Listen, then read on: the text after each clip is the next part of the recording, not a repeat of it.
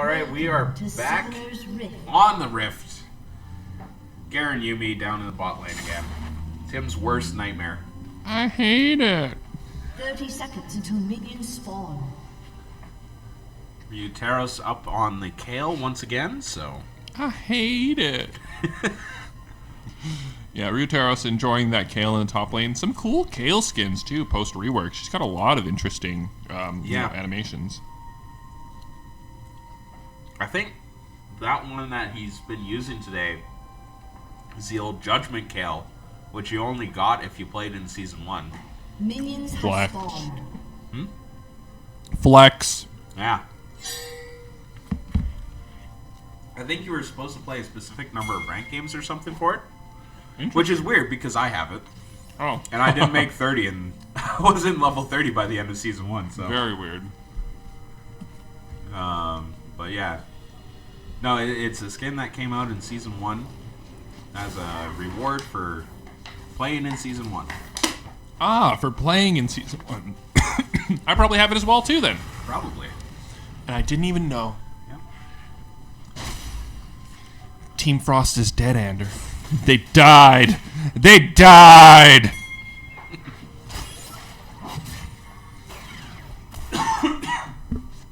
I think that's the first day one defeat for Team Frost since they were Team Frost, actually. So Yeah. they had a hard bracket, obviously, Yep. but you can't win them all. Nope. Can't win them all. No, like, honestly, one of the smaller tournaments, especially compared to some of the ones that we had back in the day, but very strong tournament. Oh, very, very, very strong teams coming out to this tournament. A lot. Like, top 5 teams have the caliber to win any of our previous tournaments. Yeah. No, they're quite a lot of talent is showing up in Edmonton right now. Yeah, it's I think it's because of Fortnite. No, I'm lying. I'm just a liar. Fortnite has improved League of Legends, in yeah. Edmonton. See, yeah. Because all the kids aren't playing League of Legends anymore; they're playing Fortnite. So the games are a higher quality game overall, and as a result, players have improved at a faster rate than they previously would have. So this is a pretty testable theory, I imagine. So. I mean, I don't see any evidence that supports the contrary. Yeah, exactly. Yeah, I'm applying for a government grant to verify the validity. Speaking of which, K for Kimchi getting invaded on his blue buff here. Or doing the invading. Get away. Doing the invading. Sorry. Yeah. I realize he's red side. Gets in, gets the blue, gets out, burns the flash. Yeah, no, that's it looked originally like a collapse.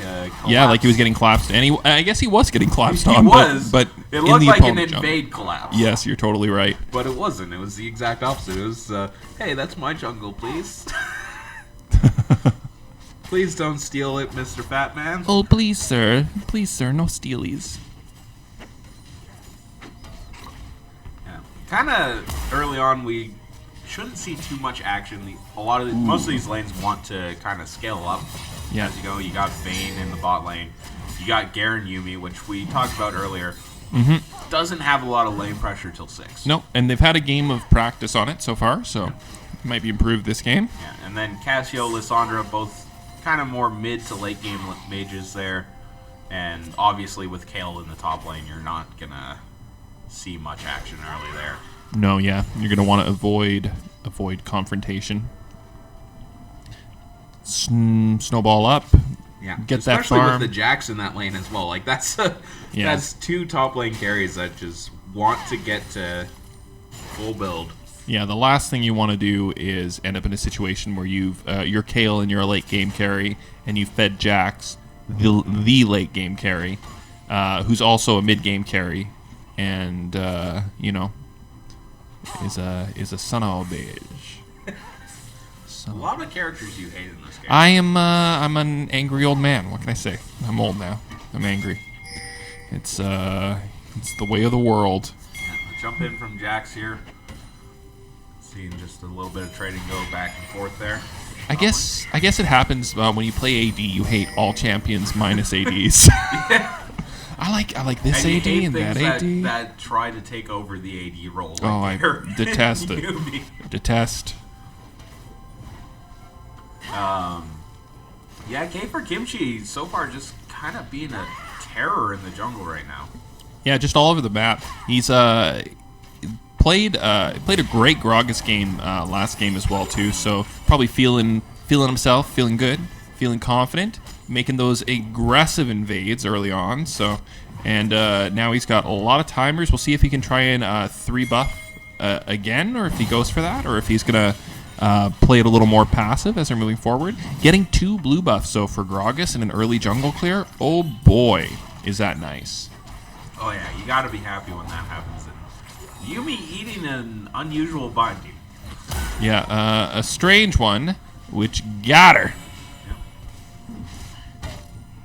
Not often that you see Yuumis get hit by, like, anything. Yeah. And now K for Kimchi just waiting for this Jarvan, continuing to just harass Rengu right now. Wow, forcing him away. He's going to claim the scuttle as well here too as a result of that. So, Jax is kind of caught out here if Kayle chooses to come down, but Kale's got a big wave that she'd prefer to farm. Gragas is content to just pick up the scuttle, and bot lane's a battle as always. Yeah, no, good play there with the scuttle crab coming up right away. You had mid lane pushing in. You just wait in that little curved bush for the Jarvan to show up.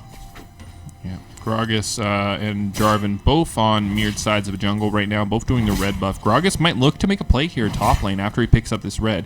He'll have a lot of gold sitting in his bank though, since he hasn't bought. But he'll be fairly fairly healthy in the jungle at a timing that you shouldn't normally, be super healthy and full of mana and able to gank in the jungle without having based. It looks like he will just go for his frogs here. Might try to hit level 6. I don't know how close he is to it. He's probably pretty close, actually, given that he stole the 1 buff and he's gotten 2 or 3 of the Rift Scuttles. Yeah, and got a big Raptor, too. Yeah, doesn't quite hit 6, so he's going to base here off this. Ooh, and looks like Kayle might be in trouble here. Yeah, the stun's ready to come out. Does come down, and Jarvan jumps in onto the Kayle. Kayle has no life left, no flash. Or it has flash, knows it's not worth it. Yeah, Yassine coming up as well, too, to guarantee that was not going to happen. Would have been a bad timing if Jarvan had chosen to gank, end up in a 3v2 versus players who have based when you haven't. Yeah, no, it's definitely a nice move up there. It keeps that Kayle down a little bit more. You got the kill onto the Jax, too, so that speeds him up a little bit, working towards that Triforce. And he's not going to stop. He's going to get it. He's going to work towards it. He's going to put it on layaway, and he will buy that Triforce. Yeah, looking to do tons of damage this game. But, meantime, the bottom lane just farming up. Yeah, doing pretty good. Garen at only a 14. Ooh! Yeah, the ulti's coming out here. The knock away from the Condemn on Vayne will be able to keep them at bay. The Ignite also coming down just to reduce some of the healing. Yeah, not able to get onto the target. It looked there like Vayne was going to get stunned, given that the shield was destroyed, but I guess not. Oh! The flash forward Q does not get the ulti down, though. No, not able to get it off in time, and Vayne here... Yeah, just chasing down the Garen. Not quite going to be able to chase Kitten completely down. They will be able to get away from that one. Heal back up and then get back into lane there. But already some... I was just about to say, it's been a very quiet bottom lane. And then they immediately engaged. And they decide, let's open it up. Let's go. Oh yeah, we hit 6. Time to go. Yeah. Rengu spotting Kimchi in his jungle, manages to jump away. Lysandra coming in for the counter engage, but Cassiopeia's here as well too. She likes to fight and... Yeah, the chokes. Cassiopeia ulti didn't actually land onto anybody. Kimchi managing to turn away from that, and Lysandra already in her ulti, so... Both teams just going to disengage. We didn't get to see exactly how that fight went, thanks to the spectator client, but... Went okay. Yeah. Again, nothing really happening too fast this game. Both teams playing very defensively early on here. Yeah, neither team wanting to give anything up. This is the first game of the series. We do have first blood, of course, onto the Jacks with that excellent gank in the top side. But bottom side, All Pro gonna have a bit of trouble now with that Q being able to clear out the black shield. Ooh, and this is going to be trouble for... Oh, yeah, boy. The stun comes out, but the ulti was down in time, avoids most of the damage, does flash away from that one, so we'll be able to pick up a little bit more damage. The gank, counter gank comes in mid lane, though. Yes, in a little bit of trouble, but a great miasma keeps him alive there. Yeah, interesting choice by Ryutaros there. Does manage to survive, does burn his flash, but if he knew he was going to burn his flash, he could have killed Jax. He could have gone 1-for-1. He had his ultimate damage about to tick through, and then he would have been, if he'd flashed onto Jax, would have been able to pick up the kill. Oh, is he going to spot him? He does spot him. Doesn't land the E, though, unfortunately. Jarvan's going for the counter engage. Ryutaros does not have ult. Oh. No ulti available, and the Jax damage just enough to turn it around. Yeah, just enough to turn it around. Before Kale could really start going off there. Still only level 6. You have a bit of a power spike with the fact that you have range once you're level 6, but you still like that level 11 power spike a lot more. And I'm not sure if Jax canceled his base there, or if he was just still farming as Jarvan was basing. But good on him for coming back around to save his teammate, keep him alive. Yeah, no. And yeah, as you were saying, unfortunate miss on the Q by Kale as well. That completely changes that fight. I think Jarvan dies before Jax gets there if that Q lands. And it's one of those like self-mind mess-ups where you see a target that's still. Yeah. What do? They're still, like, you're so used to dealing with targets that are in motion, who have like a certain trajectory, and you can kind of predict which way they're going to dodge while moving along that trajectory. But with someone who's moving, someone who's still, you just like, Yeah. Yeah, overcorrect. Overcorrect, yeah, that's exactly right. But, yeah, Garen Yuumi just continuing to farm up in the bot lane. Actually having taken the CS lead now. Wow. Yeah, that is a significant achievement for them in that lane. Oh, K for Kimchi coming in top. Predators in, the cast comes out, and the shutdown goes on to Ryutaros. Yeah, that's exactly what he wanted there. He wanted that shutdown. Yeah, they might Wadri in trouble here. Ulti is DJS. Oh my will god. actually get it thanks to the Zhonya's. Wow, Lissandra ult plus Zhonya's is just too much outplay there for Cassiopeia to deal with. Executes quite well. Really looked like Water was going to die there, but manages to cleanse the Lissandra ult almost immediately. But it was still just enough. The damage was there. Blue team has slain the dragon. And Ryutaros wanted that final gold bit from that tower plate. Managed to knock off 3 tower plates there, I believe. Yeah, it's madness. That's so much gold to pick up after being behind. K for Kimchi has found the J4. We've got Kale coming down as well too. Kale has to be a little cautious, but he has his ult. Damage. No jumps available for the has to run Jax. away from this one. He's not going to be able to live through it. I think no, the jump is there. K for Kimchi doesn't have the barrel. Boy. There it is. Oh boy, that looked like it was just gonna be one sad miss there. DJ going in. Is he gonna turn around here? Oh no, he doesn't care. Have anything to do, but he locks him up under tower. Wow. And Yessin's probably completely content to trade kill for kill there. Unfortunately, he's gonna miss the wave as it cascades up onto his tower, but he is going to be very happy to trade those kills. Cassiopeia just become a walking beast. Also probably the true carry for D4. Yeah. Especially this game. Yeah, no, Vayne definitely has gotten some buffs in the last couple patches, but Cassiopeia, one of those easy easy to judge as a carry. Ooh, nice hit there from Zelverak, managing to chase him all the way down the lane, connecting with the Vayne there. Yep. Yeah, just continuous damage of Cassiopeia, which is not something you really get out of most mages. Mm-hmm. And you kind of see that when he's chasing down Lissandra there, just the constant twin fangs coming out. Yeah, absolutely constant.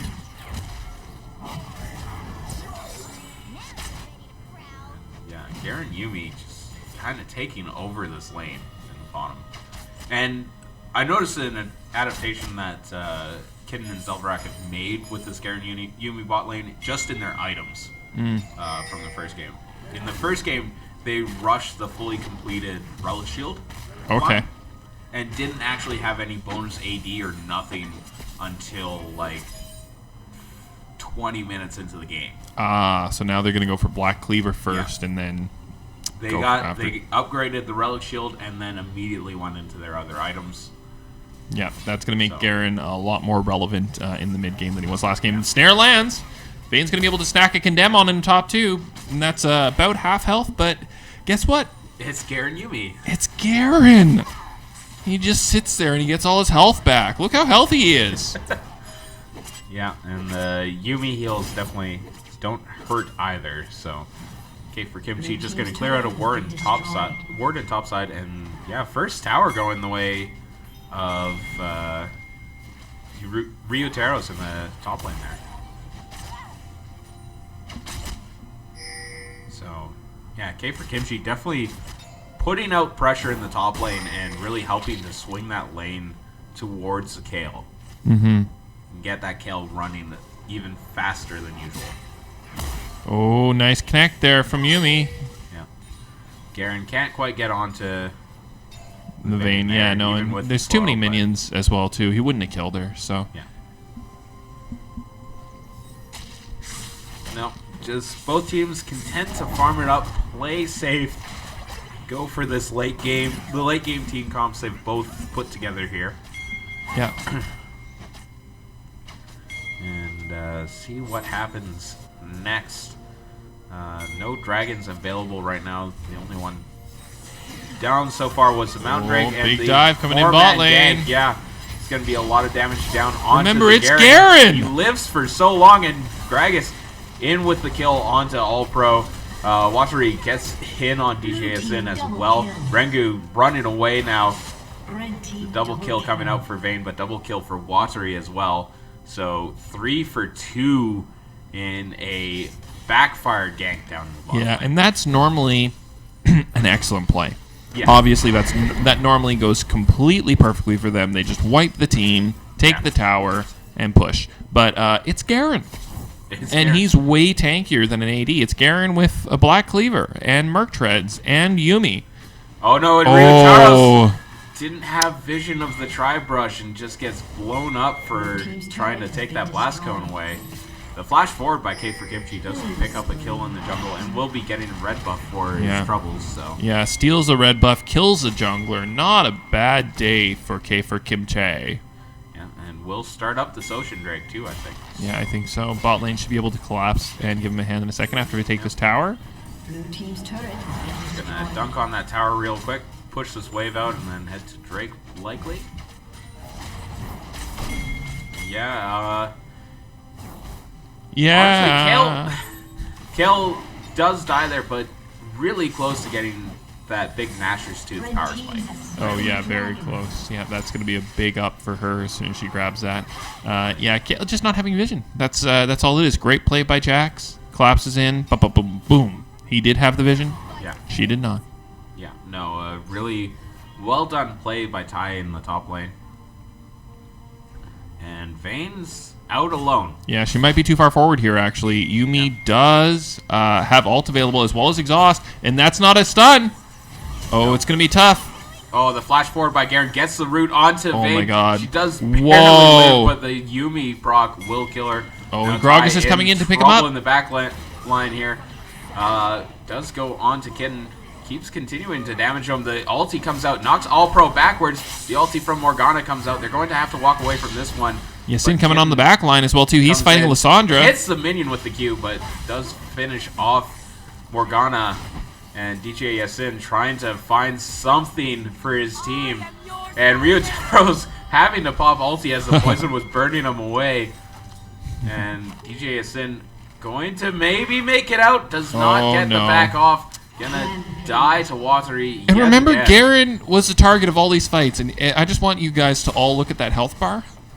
Yeah. And consider... To be fair, consider it. This was a fight that started with the target of Vayne, so... Just consider it. Just consider his health. It's freaking insane. You should probably ban him every game you play. If you guys start banning Garen, I get an extra ban because I ban him every game. So you get to actually ban I get to ban something. So yeah, Garen spinning to winning. Yep. And very well played by both teams. And again, though, this is just a failure of adaptation. Games that normally would be won by these plays that D4's our weak link is making. Excellent plays. Really good counter gank. The target is Garen. And normal AD is dead. But Garen is a tank. And so as a result... You pop all of your cooldowns onto the Garen. Then Ryotaros, the real carry of negative space, comes in through the teleport. Yeah, exactly. So, well done, Negative Space, so far, managing to create a 6k gold lead, 4 towers up. Even in Dragons, we got an Ocean Drake versus a Mountain Drake. And Baron is going to be the next objective probably here. I don't think Negative Space is going to be prioritizing it very high. Kitten, not very fast at taking Baron, I imagine, new Garen. It might be better than old Garen, of course, but... I think the new Garen really relies on attack speed, which he currently doesn't have in his build. So, and Ryotaro's trying to chase down Tai here. He's getting collapsed by everyone. Yeah, locks him down with the ulti, and there's no chance for Jax on that one. And Rengu now in the wrong place at the wrong time. The Black Shield does keep him alive, though. It does. And I'm pretty sure yesterday the team that knocked Negative Space into the losing bracket was D4's our weak link. So this is a rematch, technically. Vengeance match. Oh, and I think Kevin probably said it, but teams have agreed, since it's Thanksgiving, they want to do... Oh, no, we forgot to... Yeah, so normally we'd be doing 2 best of 3s here in this series, but since it's Thanksgiving and teams want to head home... to their family. Yeah, theoretically. We're going to be doing a best of 5 with a 1-game advantage. So that means that since D4's our weak link won yesterday, in their game they have a 1-game advantage in this best of 5 series. So if Negative Space takes this game, the series would be considered 1-1, or as if we're playing a best of 3 at that point. So just a heads up to all you... Yeah. So we don't have the 9 games going to happen today. Yeah, it was a dream. It was a dream. It's a dead dream. The most we can have is 7. Yeah. But, I mean, we'll still have fun with it. Oh, yeah. Wait. 7? Yep, 7.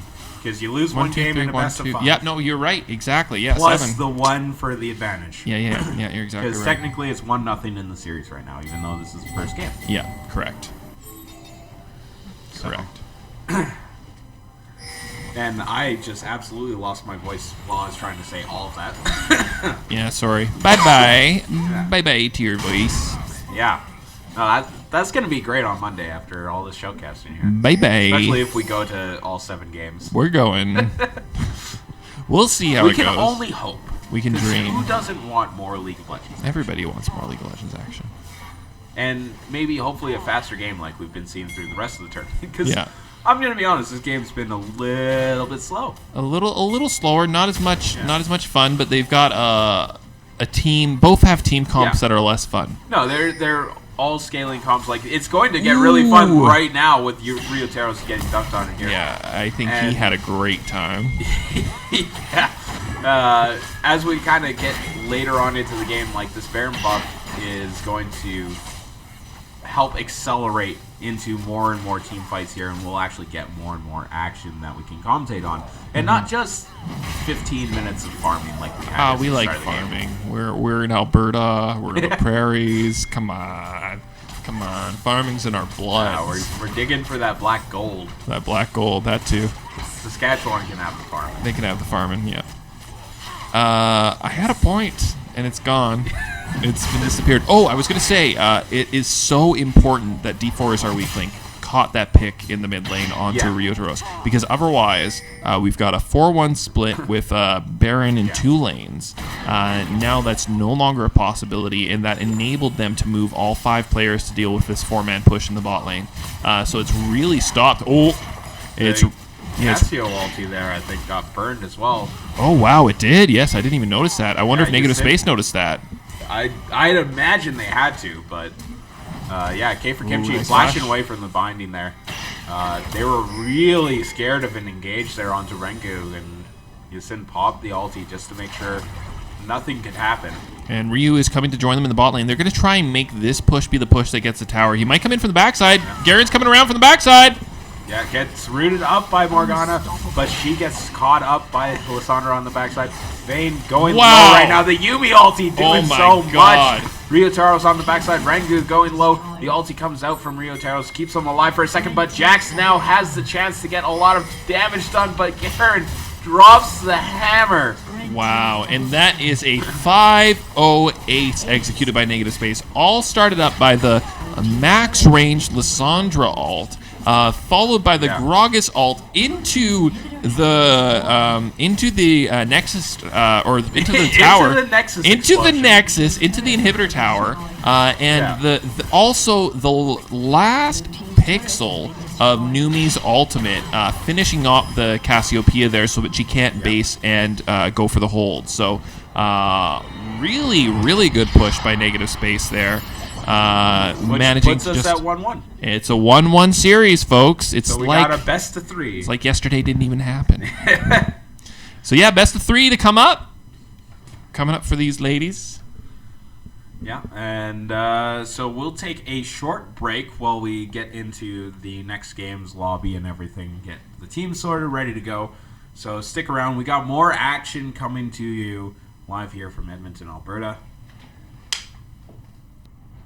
Smoky dokey poker, we are back. No joker. Here we go to the game, yo. Okay. That was really well timed. I put as soon as I started turning up your mic, you went in. Of course. I heard the static in my earphones. So remember, Kevin, I have a theater training, so I know when to go.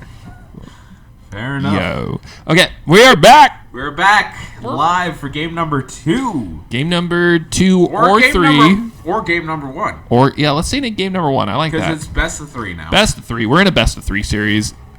1-1 in a best of 5. It's a best of 3. Yeah. We're just doing this to confuse the heck out of all you guys. So we are playing at the same time. Game 1, Game 2, and Game 3. Which of these teams knocked out Team Frost? Do you want to look that up in the... I'm curious, because I think one of them did. I think one of them did. Team Frost lost to... Team Frost got knocked down to loser's side by Disco Nunu. Disco Nunu. Oh, so the team that just got eliminated. Yep, that lost to Negative Space. And then lost to Chasing Promos. So neither of these teams. Oh, interesting. They never faced either of these teams. The Team Frost was just... They were just, Yeah. They were just, giving people another chance. That's all. Sorry, no. I misread that. Disco Nunu got knocked down by Team Frost. Team Frost got knocked down to losers by D4. Gotcha. That makes sense. Did you guys ban Nivea? That's the question, Team Frost. Did you ban Nivea, or did you leave them open? You did? Okay.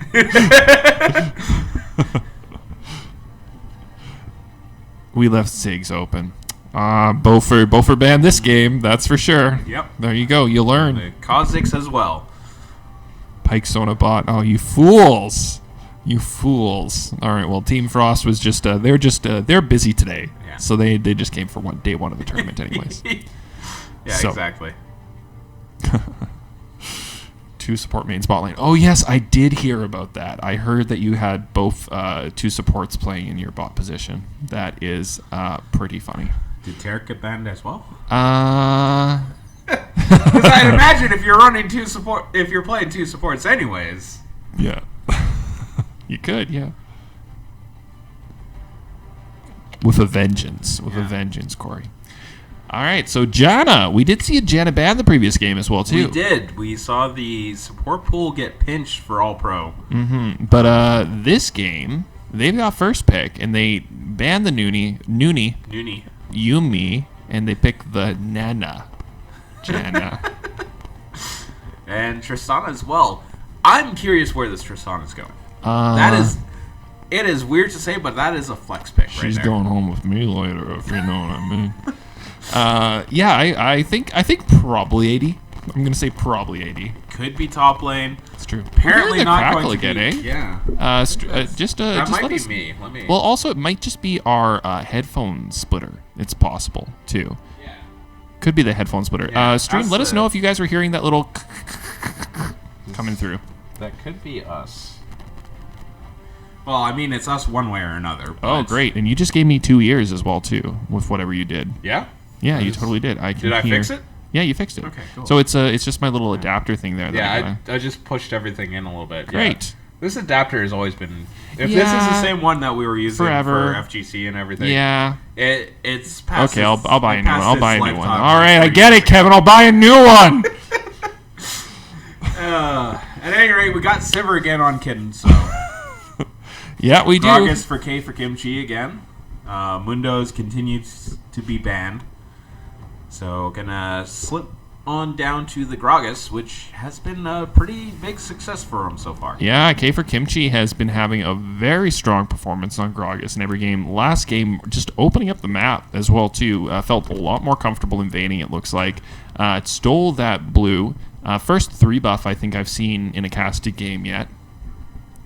And, so it's interesting that they haven't decided to take him away. I guess Galio is still more of a concern for them. Yeah, and then obviously you want to ban out the Yumi too, just to get rid of the Garen Yumi. Yeah, just kills that combination. That's the problem in the combination is the Yumi, not the Garen. Yeah, because even if you ban Garen, Yumi's still useful with a lot of other champions as well. So Garen, not so much. Yeah, and I'm not sure Ryotaros might not play Garen as well too. He's not a champion that most people play because players like me ban him. I think it's also because Garen tends to fall off really hard. He does, yeah. Which Yumi kind of keeps him from doing that. Keeps him in fights. One of the big problems with Garen is he has no CC. Yeah. Right? He's a big, beefy boy, but he can't really enforce his will late game because he doesn't have any CC to enforce with. That's true. You put Yumi on him as the item that Yumi is, and suddenly he's got roots and stuns and slows and access to a whole bunch of things that he can just bring in, and he's still the unkillable tank that he usually is. Yeah, and we really did see last game a lot of. It would be great actually if League had like a damage breakdown of what character you did your most damage to. That would be interesting if you saw, for example, the mage did the most damage to the tanks, which they're going to do the most damage to the tanks, obviously. But how much of that of your focus went directly to Garen in those fights? And I think the problem actually probably is is that new Garen does a lot of damage. Yeah. So that's what I keep hearing. So how do you kill him, and how do you run away? When you got a spinning, whirling death ball. So, one of the bans that we saw in the first round last game that we didn't see this time, because to get back to this game, was Rumble. Yeah. We do have Rumble. You were saying that's a Watchery pick right there. For sure. We're going to see a mid lane Rumble this game, folks. Yeah, we got Ryud Taros on the Kale again. So, no worries about him playing that pick. Blitzcrank for Zelverak. And Rangu on the Rek'Sai. So this is the first Rek'Sai we're seeing as well, too. So that'll be an interesting pick to get picked up. Yeah, and you were right. We are getting the AD carry Tristana. I knew it. Not a solo laner. Akali in the top lane against Kale. Yeah, Akali going to be treacherous. That's what I want to say. Yeah. Also a great pick versus Gragas. It really disincentivizes Gragas from coming top. Because Akali has so many ways of just making herself, just non-visible for Gragas for such a long period of time. So and all the jumps, of course, makes it difficult. So going to be tough for him. Yeah, hard to pin her down. Rek'Sai, it's kind of been a while since Rek'Sai was really up there in the jungle picks, I believe. Yeah, no, I think so as well too. I'm gonna run Kevin real quick, and I'm gonna grab some pictures of the teams. So yeah. In the meantime, we'll take a quick break here. 2.5 minute. We gotta wait for that spectator delay, as we do not have the Worlds client. We do not have the tournament realm. So we get to wait with spectator delay. So stick around. We will be right back shortly with the first game, second game, and third game, technically, depending on how you read the series, of the grand finals of the Edmonton Open League of Legends tournament.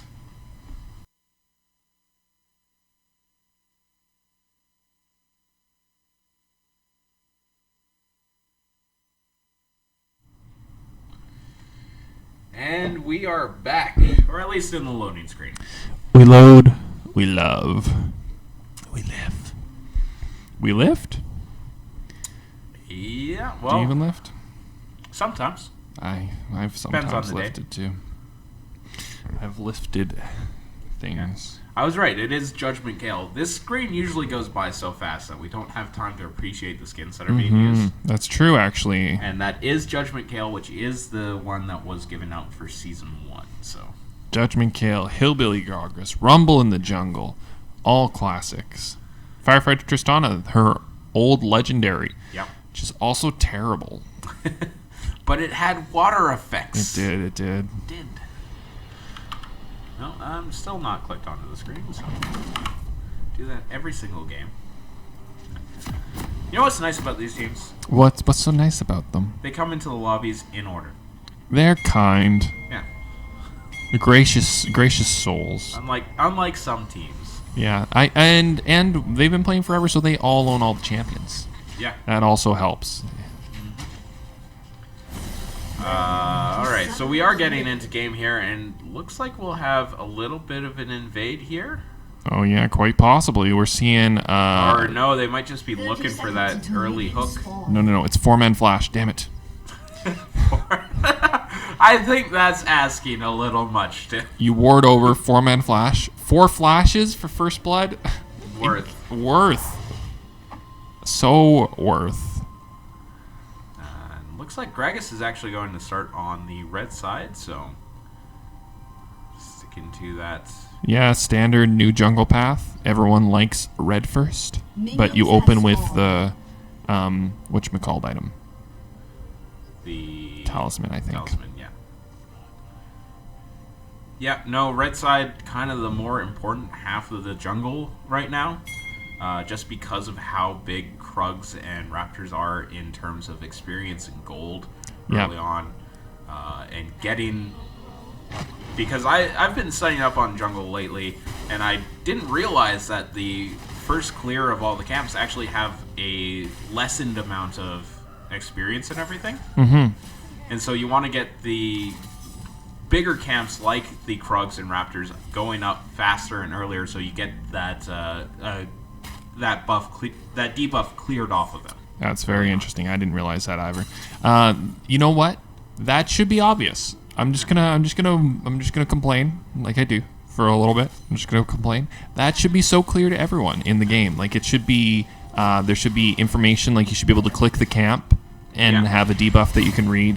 You shouldn't have to go to patch notes to figure this stuff out, or like it's like a secret that only some people know, because that's a direct game design element. So, and XP values and stuff like that. I mean, like it's nice because it gives you the ability, if you choose to study, to figure it out. But because I believe it's set up so that junglers are literally capped to a specific level on their first clear, and then after that, it's they start to level and stuff like that. All the monsters start to level up and everything. Yeah, it's definitely interesting. I don't think it's necessarily a bad game mechanic. I think the game mechanic is probably really good, actually. It's just that's the first I've ever heard of it. Yeah. So that's crazy to me. Yeah, shout out to SkillCap for helping to teach me all about jungle. There you go. They're helpful YouTube videos. A summoner has disconnected. And apparently K for Kimchi having some screen problems. We'll see. Apparently his screen keeps freezing on him, so we'll see what happens here. Yeah, may need to disappear for a second, but they would have come grab me already if they hadn't. Yeah, if it was a technical issue, it might just be a client side. They might. Might have rebooted and reconnecting. If you missed my earlier complaining about the client, I complained about that too. So they're in the process of a full rebuild of this client. Apparently. Nice. That was starting with this always logged in version. Yeah. Which is not too bad for your home PC. We wrote scripts to deal with that, but interesting. It's not a terrible change. Before it was just did it remember your password as well too? No, it just remembered your username before. Yes. Yeah. Yeah, and now you can set it to remember your password, so it'll just automatically log you in. Yeah. So. Unpausing. Here we go. Getting in the action. But one of the nerfs of that, though, is we don't have the animated login screens anymore. Oh. They have been removed. Yeah, you're right. Because if people are just automatically logging in, they don't get to that screen, right? Yeah, they wouldn't. So they're not going to put the effort into making them anymore. Well, that might be for the better. Yeah. I mean, I enjoyed them. I thought they were nice, but might free up some resources. Yeah. To go elsewhere, like Teamfight Tactics. Yeah, get some more art resources into TFT. Why not, right? They have to remodel all the characters so that they can actually run on a cell phone. So. Yeah, hopefully someday. One day. If TFT ever gets onto the cell phone, I'm losing my life. It either will, or it either will or it won't. Well, it either will, or like the stockholders at Riot will be like, "What? What do you do?" Well, they don't know. They don't know anything about the game. They don't know what we like, right, guys? No, but they know what China likes. I guess what China likes is mobile games, and they like a free Hong Kong. Hey, hey, we're not in the Chinese. We're not podcast, affiliated. So we're just playing a Chinese-owned game. Yeah. So, Akali kind of taking it to Ryotaros in the first part of this lane phase, and DJ Yasin getting in a lot of trouble here. Dodges the cask, and K for Kimchi gonna be taken low, but not enough. And the Blitzcrank hook comes in onto the Tristana. Not action everywhere to kill him off, but every lane getting violent at the same time. Yeah, and it's really the exhaust from Yasin that saved him there, because the cask did actually hit, but it was almost no damage because instant exhaust onto the Gragas. Lower elo, he probably would have gotten a kill as well too, because K for Kimchi knew immediately all I get is my barrel. My barrel will kill him. That's all I get. I'm not going to try for any more. No. You go down to my elo. Yeah, and we go hard. And that's a free double kill. Yeah, free double kill. Just keep chasing. There's 2 towers there that we can get fast. 3 if we really try. Yeah, we should try. But anyways, we're in higher elo here. Like, most of this game is honestly master tier. Mm-hmm. And Rek'Sai coming in bottom. Bot lane is pretty far pushed up. The wave's going to hit the tower. They're going to want to go for some platings, and Rek'Sai's got an easy gank here. But he's not going for it. He's opting to base instead. I guess Tristana just wants to farm. Yeah, and the slow and tornado had come out from John. Like, they were set up, ready to go. But I think maybe Tristana was a little bit too low. They didn't want to do that play. They also didn't know where Gragas was. And he was nearby. He was on the bottom side of the map. Mm-hmm. Gragas going in on Yasin. Yeah. Yasin running away to the other side of his miasma there. Manages to avoid another gank here.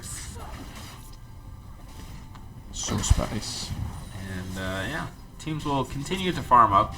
Again, kind of more late game, less late game than last game, but still decently late game comps here. With Tristana and Cassiopeia. Akali and Rumble are kind of the 2 that are the mid-game power spikes. Mm-hmm. So we might see right away here.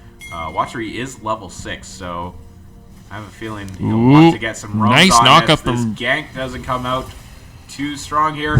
Rengu going down. First blood goes the way of Watchery as he turns the gank around. Wow. What a rumble in the mid lane there. They just completely destroyed the Rengar, or sorry, the Rengu with his Rek'Sai gank. Great gank, great knockup by Rengu, just hitting it right onto them. Yasin right behind to follow up, but Rumble does so much damage post 6. Yeah. And I believe he got the overheat immediately with the Q as well, which just increases his damage more. Yeah. And just really did a great job turning that one around. It's literally stealing first blood. Yeah, no, takes the first blood gold and salvages that gank there in the mid lane. So good job from Watery there, just knowing that I'm dead, I fight. Yeah. I fight and I die, and I'm dead. And it comes again. Repeat gank here. No ult this time. No ult, no flash. That's going to be a dead Watery. DJ Yasin sends his regards. And as you can see, Watery does have a ward in the side bush there that's going to get cleared by DJ right now. But Ryotaro's getting engaged on by Akali, and Akali taking no damage from that trade. Forces the ulti out, and that is not a fun lane matchup for Kayle right now. No, not at all. She is not having a good time. Yeah, down 20 CS already in this game. Yeah, so Kayle, a good pickup here against Akali, a good pickup against the Kayle.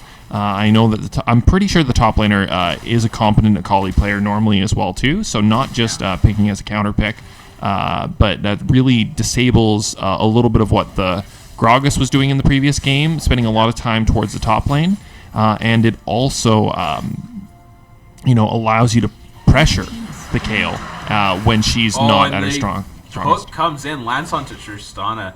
A lot of damage comes out. She does manage to get away without even having flash there, though. So yeah, heal does get burned. They almost managed to pick up the kill there, but they're going to be able to push the tower in here, maybe pick up a couple plates. But it does look like Rek'Sai's coming down towards the bot side. Might choose to cover and just blow up this lane or wave. Another wave should be crashing soon. Clearing the Krugs first. But we'll be able to help out a little bit. Ooh, K for Kimchi. Oh, just missed from DJ right there. Missed the ulti. It overflashed that one a little bit. DJ Yasin went for the flash ulti onto Gragas and kind of whiffed. Went wide left, so unfortunate there. But still keeps himself safe from the Gragas gank, but no turnaround for them, and just safety. Ooh, nice pull there from Gragas again, and now he jumps trying to go in onto Kitten, trying to do enough damage. The Janna ulti comes out, trying to keep him alive. Kitten goes very low. Musicorn jumps back in after the reset, jumps out, takes the tower shot for his troubles, but gets the kill. Don't think Kitten realized that he got the jump reset. No, and Kitten got exhausted right at the start of the fight too, unfortunately. So not able to really put out the maximum damage that he'd want to. So forcing him to try and walk away, or did he? He walked back in. How did he get exhausted? No, he didn't get exhausted. It looked like he was exhausted. Oh, he was slowed. He was just slowed from the Janna. Yeah, that's what it was. So I'm not sure. I think maybe a little bit of trouble there. Kitten maybe should have flash forward and the kill comes out. Ulti was available too from Ryotaro's, just not fast enough on the reactions there. But that will be a trade, so honestly not that bad if you're Ryotaro's, I think. No, it's not necessarily a loss for you if you're Ryotaro's. It does open up the potential here. Now we're going to pick up some platings here in the top lane, and that's going to be a big win for them off that. But when it comes to trading one-to-one with Akali, obviously the earlier you do that, the less you want to do that. But as the game goes on further and further and further, he's going to be content to make those trades. Oh, and he's coming in. We got Gragas joining the fight as well, too. Yeah, no, cuts off DJ Yasin. Gets the ulti onto Watery, so he won't be able to join in that fight. The flash forward by Watery, he will go down before he can even get overheated. Oh, a nice cleanup there from K for Kimchi. He is going to be able to dash away. Oh, and Kale's on the backside. Vulnerability baits Rengu into the Kayle there. Yeah, but Rek'Sai having lots of tunnels, able to just tunnel away, burrow her way out. Oh, and Ty coming up here onto Ryu. Kayle going the wrong way. Kayle does have ultimate. Kill on Rengu, Yeah, still has ulti. Will just use that to get away. Cake for Kimchi runs away as well. And you can see exactly why Gragas hasn't been coming top there. You see that Akali just nothing he can do. He's just walking around. He doesn't know where she is. He needs to drop his abilities in a place for in order for them to do damage and wait a couple seconds. And Akali just makes that almost impossible for him. Yeah. Zelvarak trying for the fadeaway hook, but doesn't find anybody there. And the bottom lane push continuing to be pretty even.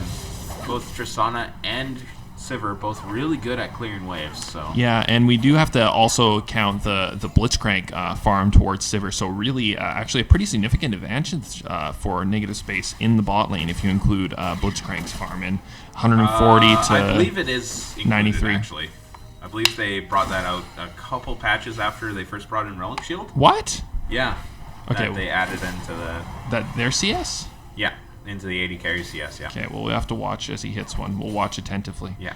Because that definitely wasn't my understanding. I remember that being a thing. It wasn't when Relic Shield first hit, but then a couple patches in, they're like, oh yeah, we just added this quality of life thing where it accurately reflects how much CS the 80 carry has. Wait, so let's see. Oh, I didn't watch close enough. Watch close enough! Someone send me the patch notes. Yeah. Somebody clip that. Clip it. Clip it. But, thanks, Scott. Yeah. Okay, so Zelvarak now getting caught out by Rengu here, gets knocked up and dead. Right as the dragon arrives on the scene. And Sivir ulti has to be popped. Ryutaro's getting the initial damage here from Musicorn, but Taya on the backside. This Akali is just so devastating right now. Yeah, Akali at one of her... Kimchi. The ulti from... Such a great ulti from Rumble seals off half the team behind them, but Musicorn now kind of just running through. DJS Sin got a double kill on the backside. 3 for nothing.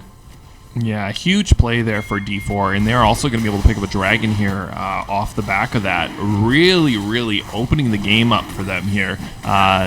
Ember Dragon for Akali, for Cassiopeia, for Tristana. I mean, like Tristana especially, because just getting those resets, a little bit more damage, and can mean a reset, which can mean an ace. So yeah. It can be quite a significant swap.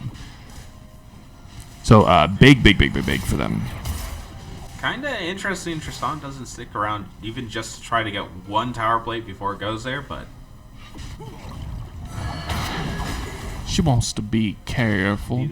Wanted to be careful. Wanted to get that base in time. And yeah. No, it's weird seeing a game with a Tristana and not a lot of tower plates being taken. That's true too, yeah. Yeah, Sivir very good at just instantly clearing a wave as well, so not getting much time to spend on tower. If it were Kesa or something in this game, I think that that'd probably be a completely different story. Yeah. Yeah. But that being said, that kind of keeps Tristana down a bit. Like, usually she will build that gold lead really fast, similar to a Caitlyn where she just sieges up the tower and just gets her income off the plates. Yeah. But just going to have to be satisfied with the CS for now. 0-0 and 4, so no kills yet for Tristana. Yeah, and see Sivir just completely decimating that wave. Yeah. Boom. Pink ward in the tri-brush there, trying to make sure they don't get collapsed on. Watchery continues to clear up the mid lane. And yeah, a lot of action around that Drake, but now everybody's back to farming now that the objective is gone off the map. And we just have a 3k gold lead so far for Diamond 4. Yeah, 2 dragons, gold lead, and a very scary mid-game team comp. So we'll see what they choose to do with this. If they're just if they're going to want to pressure something like Rift Herald, are they going to want to try and do sieges, or are they just going to want to try and outmaneuver the opposing team while lane phase is still going on? Yasin going in So on much to damage. Rumble right now. Can't turn. So much damage coming out. Oh, what a tough matchup actually for Rumble. I'm just realizing, because if you want to dodge Cassiopeia ult, you got to turn away, and if you turn away, you're not burning them. Yeah. So that's definitely tricky. Okay, for Kimchi taking a lot of damage. Yasin doing so much damage. Oh my god. Yeah. 6-1-1 has the Seraphs completed already. Yeah. And just gonna continue getting stronger. Wow. 450 gold bounty on his head right now. Red team's turret has been destroyed.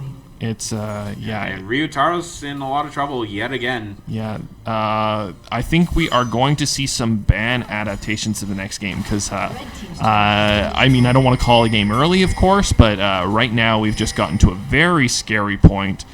Rift Herald's going to be picked up by D4. After that, they're going to be able to take that and pressure wherever they want, really. They could drop it bot and go Baron if they wanted to. They could drop it top and go Baron. Yeah. They've got Cassiopeia, so Baron is definitely an option for them. And they have, Tristana as well, too. She's fine. But, I mean, like, they have Cassiopeia for Baron. Yeah, the next 5 minutes is really going to be a scary time for negative space here. They gotta try to contest this wherever they place this Rift Herald. Otherwise, it's going to be... Honestly, they can get a couple towers easily with this Rift Herald. Yeah, if they choose to group up and move with the Rift Herald, that would put them in a very strong position. Or if they choose to use the Rift Herald as a distraction, as we saw in a previous series, then they've got a lot. They've just got a lot of options on their table for what they want to do at this point. Kali is 13 now. Cassiopeia is 13 now. Tristana is almost 11. And Watery is 11, Ryotaros is 12, Kimchi's not 11 yet. So there's they have a big level discrepancy and a huge power discrepancy because of the levels that they're at right now. Combine that with Double Dragons and Gold, they just need to force a fight or take objectives. The map's theirs, whatever they choose to do at this point. And maybe the Spectator Glant will move over just enough here. See what the next Drake is, and of course it's just hidden there. It's yellow. So yellow is 10 seconds, 30 seconds? Chat, educate Yellow me. is 15. Ah, fuck. Thank you. I was But wrong no matter the what. symbol usually pops up on the side of the dragon wall there. Ah, okay. So I was seeing if it would come over. If the camera would move over just enough to see it, and Blitzcrank caught out by the Cassiopeia ult.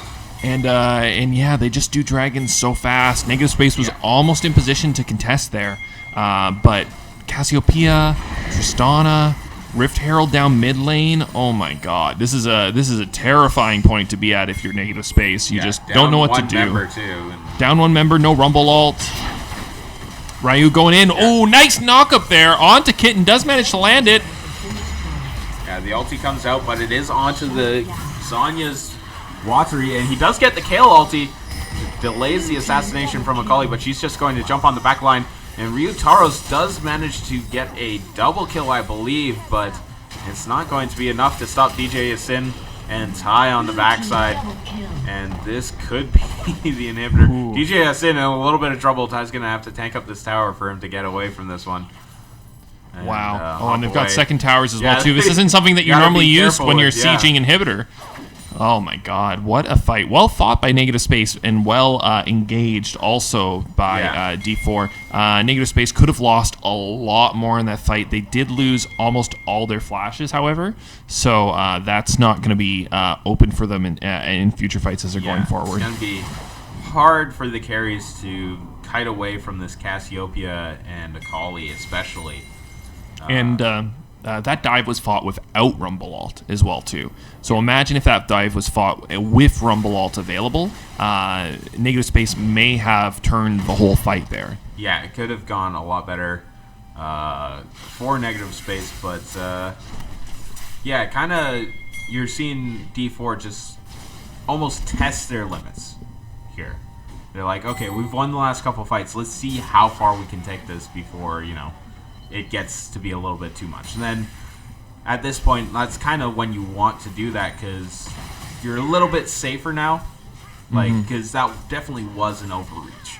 diving into the base there. Yeah, it for sure it was it wasn't a necessary play given all the tools that they had at their disposal at the time. I mean, it was well jumped. Rengu got onto the AD, but the AD wasn't instantly exploded. So and I mean, like, it's Sivir, so you get one go, and then she gets, if you catch her, she's got spell shield, and she's just gonna walk away, and that's what happened. And they still fought it well, but they're diving into second tower when they had a Rift Herald available. So probably not the. And Akali jumping in onto Zelvrak. He is going to get dropped very low, going to die. Tai is on a rampage now, and Ryutaros comes in on the backside. The Zhonya's comes out, actually going to keep Janna from being able to heal him. Yeah, that great Janna ult right there manages to really save the Akali. Akali definitely would have died there. The Zhonya saves him. Oh, we see the Rumble ult engage. Tristana very low, gets knocked back. Holy bananas! So much damage coming out there. DJSN turns it around, gets the Petrifying Gaze onto Rumble, but not enough. The Sivir and Ryu... Is he taking his TP? He is taking the TP! Yeah. Can't cancel it anymore, so you have to take the TP. Oh my Watery god. getting ulted by Kale will get the shutdown there. And Rengu just going to keep going further. Whew. And really well engaged by Watery there, starting that fight off, forcing them to back. With the Rumble ult placement, it forces them back towards the secondary tower. They don't have an exit path without walking through Rumble ult to leave down the mid lane. And a great cast from Gragas, catching Tristana and pushing her back into the Rumble ult. So Tristana doing basically 0 damage in that team fight. They did get the mid tower, but it could be Baron here. It's going to be Baron, or it's going to be a fight. At least one of the two. Tristana and Akali are both here. Can get dropped really low. Musicorn just jumps on him. Will go down, though, to the Ignite and burn from Watery. And great play by Music. If they managed, all they needed to do was delay the Baron. Gets that, and he swaps 1 for 1, which says, okay, we're resetting. Because I'm dead, the other AD is dead, we're resetting.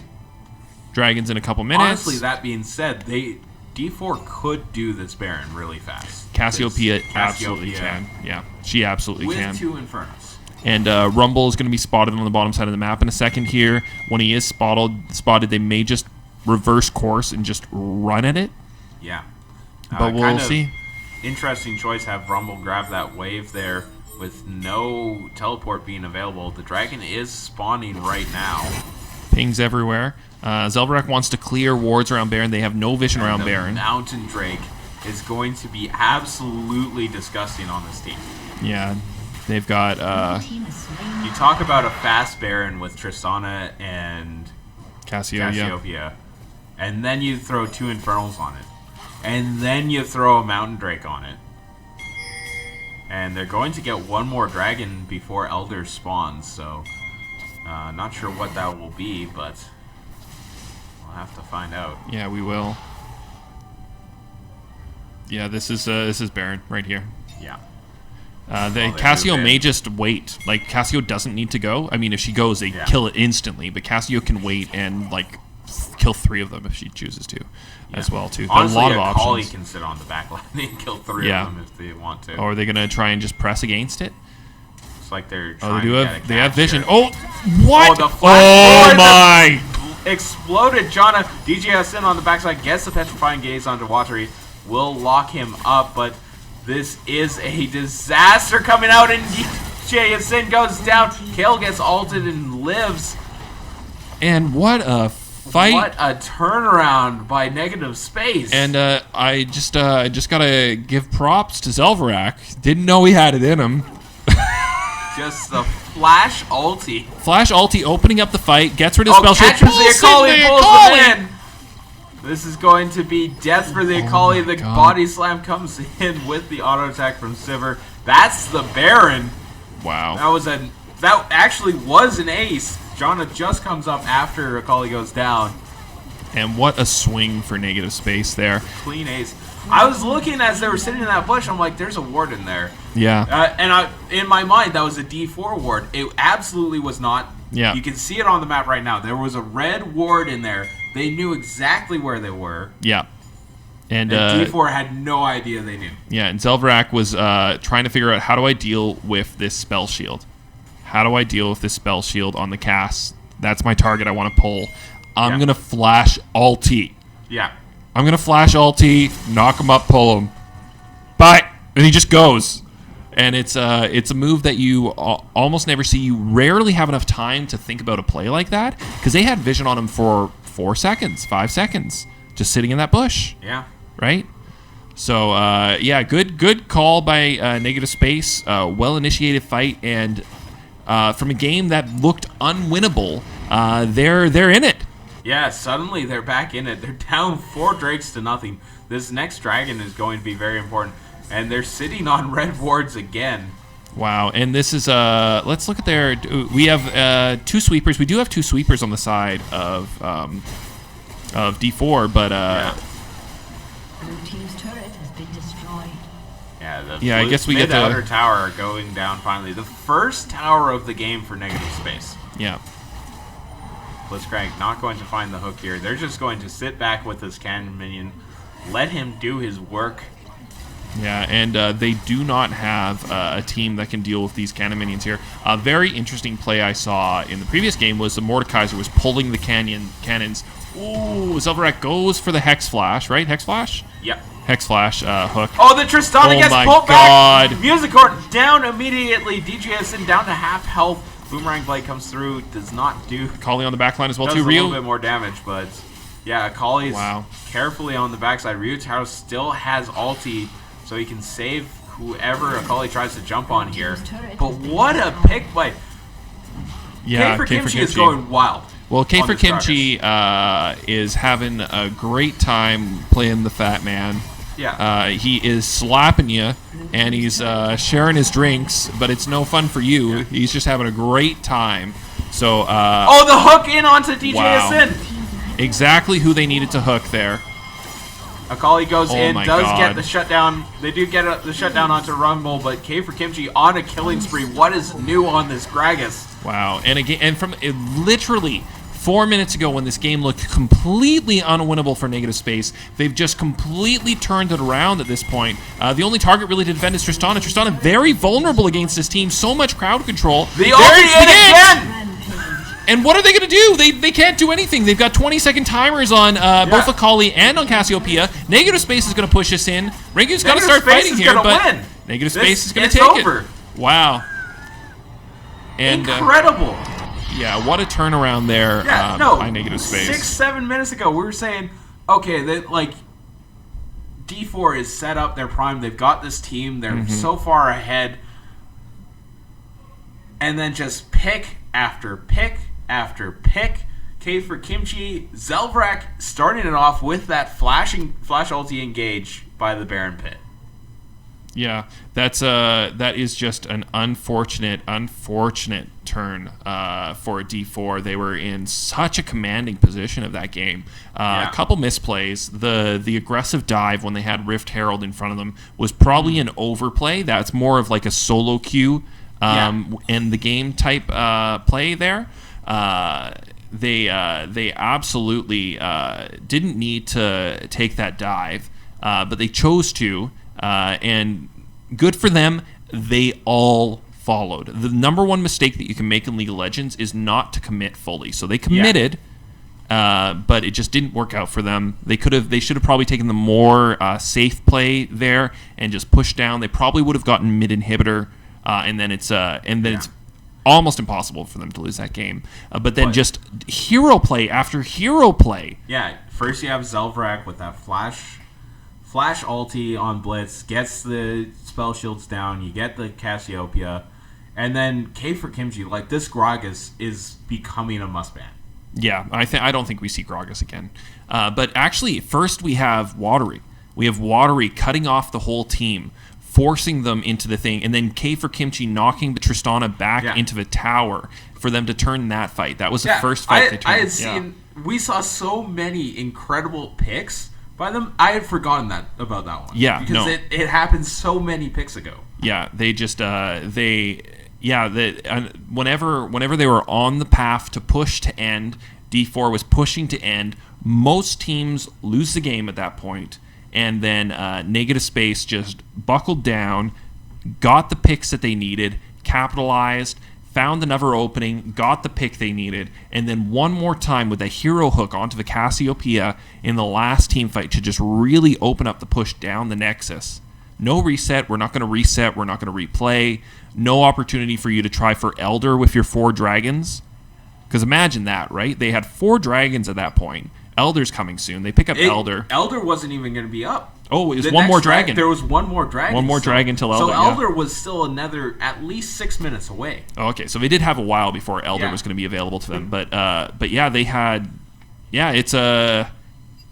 I'm interested to see what adaptations we do see in the ban phase for this next coming game, and this could be the final game. Final game. Negative Space could take it in a sweep here, or D4 could bring some more. Yeah, D4 could do the reverse sweep. They could reverse sweep from the winners bracket. Yeah. But all in all, still D4 is not playing bad at all. Neither team is. Both teams are playing extremely well. Like we say, there were misplays by D4, but at the same time, I'd say it was more overplays by Negative Space. By Negative Space, they played out of their minds for the last 10 minutes of that game. Yeah, no, absolutely. Yeah, well, we should be getting right into the game here shortly, folks, so we'll take a quick couple minutes. We'll be back with what could be the final game in this Edmonton Open. All right. It feels like it's been 30 seconds, because it has been. Because we were in the future, and now we're back to the present, and then we're going to be in the past, and then we'll be in the future again. You're blowing my mind, Tim. That's what I'm here for. We're back. Game number 3, 4, 5. How do we count this? How do we count this series? This is the 3rd game in the series, but the 4th game if you count the 1 game advantage that D4 has, which we do count, obviously. Or the 2nd game of the best of 3. Oh, Jesus, Mary and Jonas. Jesus, Mary and Jonas. That's true. Okay, so adaptations. Are we going to see one here? Yep, there it is. Gragas is gone. We said it at the end of this. K for Kimchi's Gragas is becoming a must-ban. If D4 wants to win this. And actually, speaking of this, I want to make this point. Mm-hmm. So, in the bracket at least here, the D4 is our weak link. 3 out of 5 members of Negative Space are D4. So what's their weak link?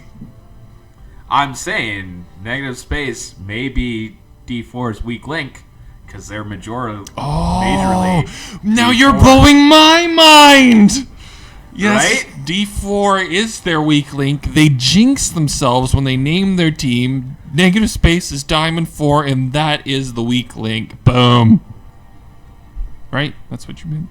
And now that I've put this theory out into the open, D4 is just going to come back and wipe through the series. Well, it's Gragas. Gragas was their weak link. Yeah. And we do have the first pick, Jarvan, along with Sivir. For Hong Kong.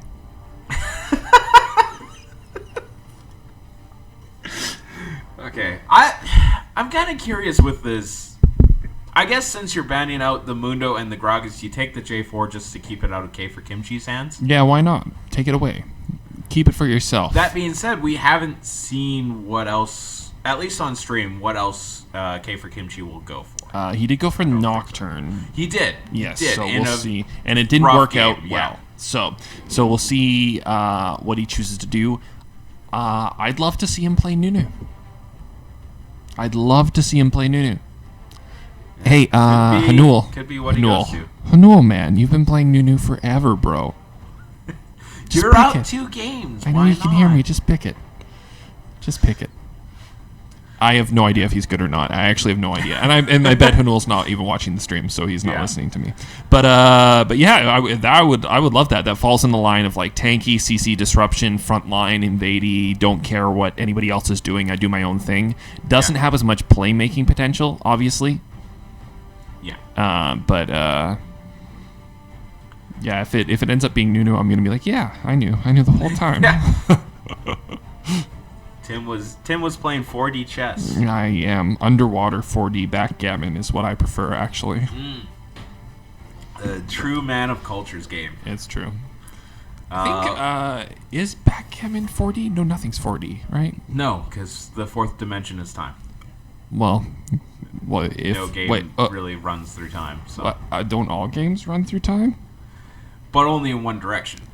In theory, if you're playing a 4D game, you're manipulating time and therefore going both forward and backwards in it, or left in time and right in time. Don't ask me how you go left and right. No, I know how. Quantum leap, that's how. There you go. Yep. All right, so we got the Rumble coming back. Walter, you did a really great job on, as you were saying, what is actually a bad matchup when you think about it. I think it is a bad matchup for him. I mean, I can't imagine he enjoys playing versus Cassiopeia, but he does have so much experience playing that Rumble that he's probably just content in the mid lane. It's so short. Rumble just farms, I guess.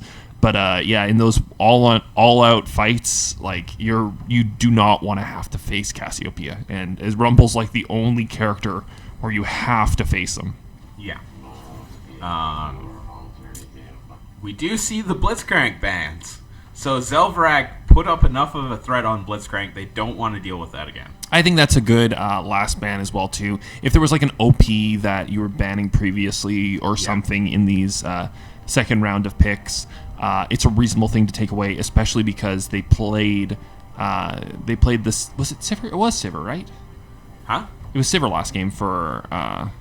It was Sivir for negative space. Tristana yeah. So they did play the Sivir Blitzcrank. So you have every reason to think that they might choose to play the same lane. Caitlyn Morgana's open. It is open. They're hovering the Caitlyn right now. I'm kind of surprised they went with the Darius, and I thought they'd go for Morgana for Zelverak. Well, yeah, that's interesting. Well, the Zelverak is going to be on the Malphite. That's what's going to go on here. I'm pretty sure. Think so? I think so. I think he's going to go on the Malphite. We're going to see Rumble in the mid lane, Darius in the top, and then this last pick here is going to be jungle. I'm pretty sure.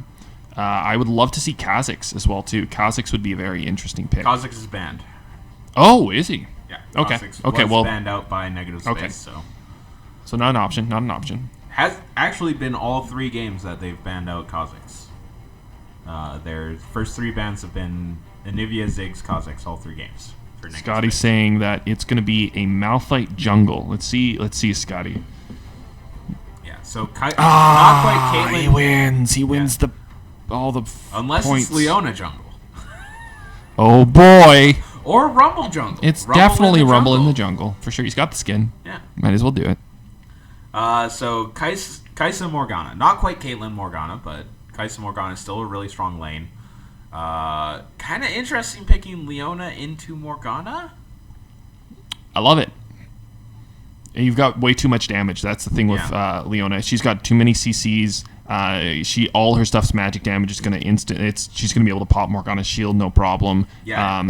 You can block one of them. You can't block them all. She got 3. Yeah. She's like, hey, I got leash. And then I think also, I'm not 100% sure, but it's possible Morgana's shield will pop from sunlight, aka Leona's passive damage. Because it's magic damage, yeah, and some of those stupid interactions like that. So it's possible. I'm not sure. Yeah. Darius versus Pantheon. That's a matchup I haven't seen yet. Yeah, love it. And we are going to get Jarvan versus Malphite. I kind of like that in the second round of bans they banned out the Cassiopeia, which has been an issue. Like even though D4 has lost twice with it, it has definitely been the strong side of D4. And if we looked at the damage recaps afterwards, I'm sure Cassiopeia is insane because Cassiopeia is insane. Yeah. But at the same time, because the Lux had been picked already, you don't know whether that's going mid or support. So you ban one mid lane or one support. So you kind of cover both lanes. Yeah. That's true. By getting that Cassiopeia and the Lulu ban. Yeah. So, used to be a Janna ban in there. In game number 1, they banned out the Janna there. Mm-hmm. But no. switched that out for the Cassiopeia. So, which is smart, taking the Rumble mid again. As we said, really bad matchup. Yeah, this will be an interesting one as well too, because I believe I'm not sure. I think Lux's snare has weird interactions sometimes. With where you're facing. I'm not. I'm not. I might be thinking of a different champion. I might be wrong, which is possible. Oh, and like you can't turn around or something. Yeah, something. I'm forget what I'm saying. It doesn't matter. It could be. Anyways, long range matchup. It's going to be an interesting one in the mid lane. I think mostly what's going on, because we're not seeing much of the mid lane from spectator client. It doesn't like to let us watch their laning phase. But I think most of what's going on is Watery's just blowing up the wave, walking back to his tower, blowing up the wave, walking back to his tower. Yeah, that seems most likely is either he does that or he lets it push in and blows up the wave at his tower. Yeah. Right. Top lane, Pantheon Darius, I think this is going to be a very volatile matchup. I think this is where we're going to see the most jungle interaction. Mm-hmm. Also, bot lane as well, because anytime Leon is in a game, that instantly makes everything a volatile matchup. Yeah, and we're seeing 2 teleports and a global from D4. Well, almost global. Yeah. And then we've got only the 1 teleport on Darius. So so we'll see if D4 is going to be making a lot of collapsing plays, because if Malphite's one of those junglers that just is all of a sudden there. He's just all of a sudden in your lane. You have to deal with him, and teleport is a great way that teams will often use to follow him as he's ganking and stuff, and then counter gank, because once Malphite's ulted, he's not much of a threat. Yeah. So, well, either way, we'll find out how these teams play right away as we get into game number 3 Tres of the chess. series. The third game. 3 of the series. Oh, wait. 4th game of the best of 5. And 2nd game of the best of 3. I hate you so much. so much.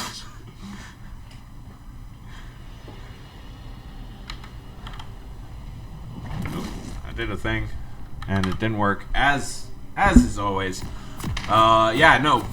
Possibly the final game of the day. Negative Space up 2-1 in the best of 5 series. Yep, that's exactly right. 2-1 in our best of 5. And we're in a pause. Nice.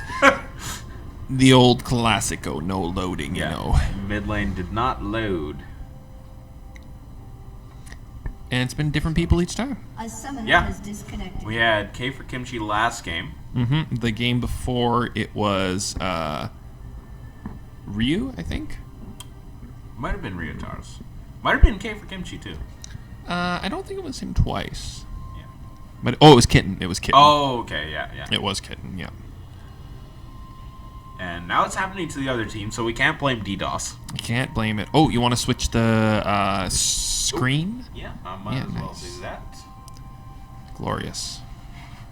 All right, looks like we're back in. We're ready to go. Game's on pause. Running forward. Perfect timing. I didn't lower it because I knew I'd have a pause to do it in anyways. And I just want to give a shout out real quick. Shout out to Hanul for not listening to me and not picking Nunu and not having a great time as a result. So yeah, shout out to you. Shout out. Yeah. Okay. All right, so getting into game, we got the old faithful line of scrimmage start. We've seen some funky stuff this series. Yeah, we have actually the dual mirrored invades. Yes, that was the best. I think that was my favorite invade we've had so far today. Yeah, that is one of the better invades. All 5 members go into top lane on the blue side. All 5 members go into bottom lane on the red side. I just had a great. Where is everyone? I don't know, but I just had a great idea, and I'm just gonna pitch it to you guys right here, and then if you're into it, let's start a petition. So here's my idea. If you look at the mini-map right now, you see the area of vision. It's about to get changed because of the minions. But if you see the area of vision around the towers, it's a little bit wider so that you see those little gaps. Now, that's something you definitely want as the game's going on. But what if, I say, what if those towers turn on when the minions go past? So early game, it's just a very small amount of vision that it's giving you. So that would enable people to do invades along those corridors, on the bottom side, into Tribush. It would really open up, it would allow you to do weird things around mid lane, in front of the mid lane towers. And it would open up the possibility of early game funkiness. Because right now the towers kind of deny where you're able to position for your invades. It limits you to very few routes. So yeah, that's my idea. Minimize the tower vision early by a little bit. By give it half as much vision and then it wakes up when the minions come in. Hey, first blood. Yeah, so while you're saying that, Leona does get rooted up and killed, and Kit will be going down for a sec. Double kill too. Yeah, double kill there going on. And I've been dying. Your idea was so great, it started killing me before you even said it. Nice, perfect. Got a little bit of iced tea down the wrong pipe there. So. Yeah, that's risky. That's risky business. Yeah. It's sticky, so it sticks there too. That's true. It's hard to get out. Yeah. But yeah, I'd say probably the best start that you could have there, with Kaisa getting a double kill right off the bat. Kimchi going hard on DJ as well here too, doing DJ a lot of damage. Having a bit of troubles with that, with K for Kimchi. So may have just been looking for an evade, but he's getting collapsed on here. He made it back in. Watery from the backside is not there. He's caught away, unfortunately, and all three members managed to collapse down. Hard situation there for K for Kimchi to deal with. Ryu being pushed really far into his top lane there. Probably down. Watery just couldn't either. I believe he might have been pushed in as well there. Mm-hmm. And also because of how far he's pushed in, he's not really sure what Pantheon's doing. Pantheon has no reason to be at the tower at that point. It just makes him vulnerable to gank. So as far as his perception is, he's probably just off warding and then he's coming back to lane. So it's not even a time when you're necessarily going to say top Mia. You know? So it could have been possible that K for Kimchi didn't even have the information that Pantheon was away, because when a top laner pushes in, generally they disappear for a second, they ward, they come back to lane. So, and instead, he disappears for a second and collapses. Yeah. No, and yeah, strong showings early on here. Rio Taros going in with the early damage. Brengu is here for the gank. The flash away gets the spin for a little bit of extra health, but really strong ganking so far. Yeah, strong start for the Jarv in this game. They're going to go for the dive here, too. Yep, wow. Knock up onto Darius. And watch will this. Still be alive for a little bit longer. You see that stupid shield? Yep. Blocks all damage from that direction. That's insane. That is absolutely insane. I mean, it's cool that a tower is, that a champion gets to disable towers, but that's insane. No, it's I didn't know he was Braum. I didn't know he was also Braum. Doesn't Braum have like a mountain that he's wearing on his fist or something? It's a door from a mountain. Okay. Which, lore-wise, he got... The door was an unopenable door that sealed a vault on the mountain. So Braum got in it by punching his way down from the top of the mountain to behind the door. To the cave behind the door. Jesus. He dug his way with his bare hands, just all the way down the mountain into this cave. Yeah, he's a beast, that's for sure. And then just kicked the door down from the inside. All to save a little child who had somehow gotten trapped behind the door. All for this. So I think one of the things that we've been noticing the most in all these series is Negative Space hasn't really taken an early lead, except for in the one game, and they finished that game out extremely fast. So the area where Negative Space is, really shining is in the mid-game decision making, mid to late game. Yeah. So and that just comes from playing together with the same group of guys for such a long period of time. Yeah. Like we were saying at the start of the day, this is a team that's been in pretty much every OverKlocked tournament for the last 7 years. Yeah, except for maybe one or two, and some team members have changed over time. This is I think this might be Rio's first tournament with Negative Space, but maybe second. I'm not 100% sure. But the core's been there. for God knows how long. Yeah, Watery, Kitten, and Watery. I think this is Noel's first. Actually, they've changed a decent chunk, but Watery and Kitten, consistent. Yeah. Zelverak's been in for a long time. I think he missed last tournament and was substituted out, but back again as well. Mm-hmm. And yeah, I think this is K for Kimchi's one of the first tournaments with them. Yeah, I think so. He may have played in the last one as well too. Yes, he ran with a different squad. So. Mm-hmm. But DJ Yasin in the mid lane right now, working up a strong CS lead on the Rumble. 17 CS lead. Ooh, sorry, popped my microphone out. 17 CS lead already to go. Yeah, I think that's just going to be a tough lane for him. He's going to get a lot of free damage onto Rumble when he's up there farming. Yeah. Maybe as he gets some levels in his shield. I'm not sure what he's going to max second here. Probably shield. I like that little help from Zelverak. Pops the Zenith Blade over the wall just to give a little bit of extra damage onto the Gromp. Have a taste. Yeah, no, it's a nice little support trick. You're not always using all your mana, so... Yeah. Especially with Leona, because there's only certain times when you can use your mana. Mm-hmm. Unless you're me. I just literally always go in all the time. Yeah, but if your opponent's not in lane, you can't go in. If they're already dead from the last time you went in. That's true. That's true. Then I go home and I get more mana. That's when I recharge. That's when I recharge my batteries. I like this Morgana skin. Bewitching. Yeah, Bewitching Morgana. Yeah, both the Morgana and Janna Bewitching skins were pretty good, so...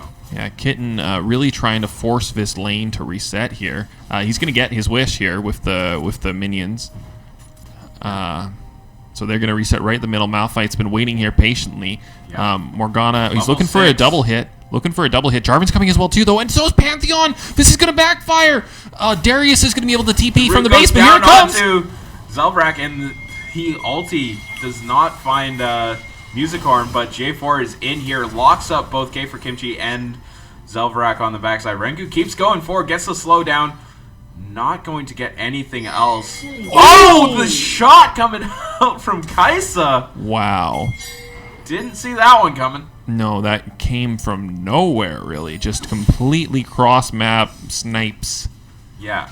No, incredible turnaround early game here by D4 so far. And just so unfortunate, too, for Negative Space. They really set that play up well. Yeah. Great Black Shield. Yeah, great Black Shield. But it was just it took about 30 seconds longer than they wanted to get it to go because of the way the minions decided that they were gonna be going. So as a result, K for Kimchi has to wait for the next wave, and because he's waiting, it gives him enough time to be like, okay, I'm setting up my gank now, and then boom, everyone's in position. And also worth noting, Ty Pantheon did not use teleport at all in that exchange, so he can always teleport back down again. Yeah, that's got to be terrifying. Oh, Watery in a lot of trouble here. That's going to be a lot of damage. And he's going to go down really here low. almost Has for to flash DJ's away. probably going to flash for the kill here, I imagine. Yeah, the there flash it is. binding. The root lands. K for Kimchi takes a little bit of damage too, but that is going to be another kill going the way of D4 as they are just getting torn apart. Negative Space is just getting torn apart this game so far. Yeah, so far D4 has really extended all their lane advantages. They were starting to set up that play on the bot side, and then it also worked against them. So Negative Space hasn't been able to get anything together yet so far this game. Really, the best play was just now with that Darius getting the flash out of Pantheon solo. And Leona's here. Zelverak here, doesn't get the stun onto Rengu, and Darius will go down for that. Zelverak now in a lot of trouble. Ty still has the Dragon Shield to keep himself safe from that. Dragon Shield. K for Kimchi comes in, does get the shutdown onto Pantheon. Rengu now going to be chased down by K for Kimchi, but will just get away. Not enough damage to take down the Jarvan. No, yeah, he would have had his flag drag up before he would have put out enough damage to kill him. So instead, he cuts his losses, decides to spend his time more economically, and moves towards the top lane to get some gold. In the meantime, Rengu put it on his best James Bond impression. 007 so far. Dun, dun, dun, dun, dun, dun. on all but one of the kills. Copyright strike, copyright. Nah, that's transformative enough, That's true. I think. You're right. It is, yeah. Yeah, if I change the melody, copyright strike. Okay, I'm sorry. I apologize. You change the melody, you might as well not sing the song. I might as well not sing. You're exactly right. Because it's not the song anymore. It's true. It's true. And Weeze be looking at that mid lane. Yeah, 40 CS now. Just fallen really, really behind here in this matchup. Just a really tough, really tough one, I think, for the Rumble here in that lane. DJ, very competent mage player, let me just say. And he is going to have no problem pushing all his edges that he has as Lux. And at this point now, too, with his Ludens, he's basically popping waves. Yeah. So he's going to pop the wave, push the Rumble in, and then he's going to pressure the Rumble under tower. So Rumble's not going to be able to prioritize properly with his flamethrower. It's going to be very hard for him to CS. Yeah, and he's going to be free to roam as well with the long-range ulti available and the quick jump in by Morgana. The spell shield from Kitten actually great lets spell him shield go back in. Oh my god. Zanya's keeping them alive from Zelverak going in on the Zenith Blade there. And wow, you got to give credit to Rangu actually for that. I mean, they all played it well in the bot lane, but if Rangu's not there, they still die. They 100% still die in the bot lane. Oh my lord. Pantheon in the backside, and Watery has nowhere to go. Yeah, there is no Stunned defense. into a light binding. This game is just falling apart so far. And K for Kimchi comes in, gets the kill onto All Pro. Will go golden. Zelverak on the backside, going to go down to Kaisa on Pantheon. Just scoots in. Yeah, and there's really nothing that they could do there. D4 just all in position, everyone in the right spot. Darius extremely small at this point in the game, especially comparative to Pantheon, who's got a level and some items on him. Yeah, no, really, you can't ask for much of a better early game than the one that D4 has had so far. Mm-hmm. And again, it's one of those things. We didn't think Negative Space could come back last game. They did, though. So yeah, exactly. Where do you start coming back in this? I don't know, man. I mean, like, I didn't see a path back for him last game either. That's the truth. So it's hard. It's hard to say. I mean, the best path forward is if the opposing team decides to throw the game. I think that D4 is done with that. I think it's very real to them that they could lose this tournament. So they're probably gonna take the more safe routes moving forward. But that doesn't mean that in the moment when you see the play that you're not just gonna pull the trigger. Because the big thing about last game is what initiated that comeback for Negative Space was the hard CC that they had. Yeah. They had the Gragas Barrel, they had the Blitzcrank hooks. Yeah. This game, they've got the Malphite knockups and Leona lockdown. So yeah, that's true. Followed up with Rumble damage. There is the potential. Hurts. K for Kimchi just got the blue buff lasered away. Wow. By Lux. Wow, that is a that salt hurts. in the wound Turret has been destroyed. circumstance there. No smite available though either. It looks like he didn't have even the chance. But free blue buff for Lux. All it cost was the ulti that has a 0-second cooldown. Mm-hmm. And here also in this game, previously we have a Cassiopeia who's a real frontline caster. Yeah. Who is very vulnerable. Yeah, short range. Yeah. But in this circumstance, we have a very long-range caster in Lux that she's probably going to be sitting at a safe enough distance where the only thing that's really going to threaten her is a flash Malphite ult followed with Rumble ult, to insta-gip her or something like that. And that needs to be perfect. So the odds of that being executed are I would say pretty low. So the Lux here is probably all in all going to be a much better pick for closing out this game than the Cassiopeia was in the previous one. Yeah, a lot harder to lock down, even with all of the great lockdown tools that Negative Space has right now. And but where do you see his strength right now? Outside of obviously all the lockdown that Leon and Malphite have. Yeah, I think. Where do you find your carry? Where do you find your carry? Yeah, you're really hoping that Rumble is the one that's going to pick up kills because he's just going to put out raw damage quickly. Well, speaking of which, we do have an engage down on the bot lane as Kitten and Zelvarak just try to walk to lane. They're just engaged on over and over again here. Yeah, it's a scary, scary time to be negative space in that bot side of the map. There's just... D4 is going to be able to roam on you wherever. All their characters are very threatening. You see Pantheon diving into 3. The Rumble ulti is down and taking a lot of damage down onto a lot of people. Ooh. Zelvarak finally goes down in the backside. K for Kimchi gets the kill onto somebody there, or secures the kill, I believe. Yeah, Pantheon. Pantheon's the one that went down. Yeah, so a couple decisions that they made are exactly the decisions they need to be making here. So Malphite isn't going for tank Malphite. That's not his goal this game. He's gone for Runic Echoes. He's building Zhonya's next. You can see it in his... he's got Seeker's Arm Guard already. So he's aiming for an AP burst. So the best chance that Negative Space has is just to catch him by surprise, catch him off guard, get a kill, and get a whole bunch of gold. Then they're going to want to repeat that a couple times, and it's going to be way harder this time than it was before because Lux plays way further back. Kai'Sa can play way further back, especially because she has the Lux to, burn waves and clear waves and whatnot. Pantheon is a much tankier top laner than someone like Akali. He's going to bring a lot more assistance in these team fights, so it's going to be much harder for Negative Space to pull off what they did this game. But I think that is the play, is don't try and gear for extended fights. Our goal is burst, in and out, put as much gold as possible onto Malphite and Rumble, but Rumble ideally.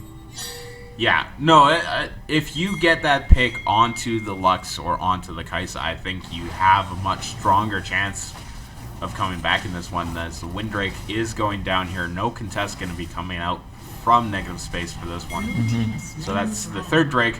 That's not saying a lot, because D4 had 4 dragons last game. That's true. And another thing that I just realized as well, too, is the effective health is also going to be higher on those valued targets, because you have Lux Shield and Morgana Shield this game. So it's going to be even harder to make the burst. I thought I saw a Pantheon ulti come in. I think it was just his spear going by, though. But. So score right now, we have... Zelvarak's dead. Zelvarak just getting absolutely popped.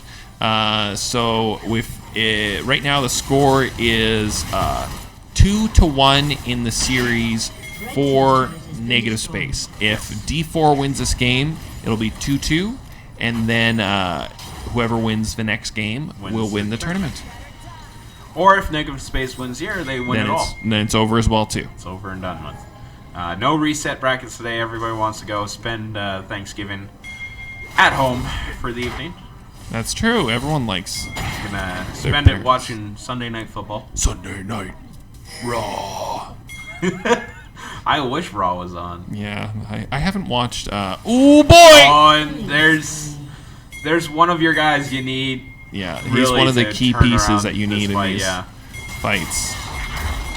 Oh, boy! Pantheon going for the chase down on Watery here.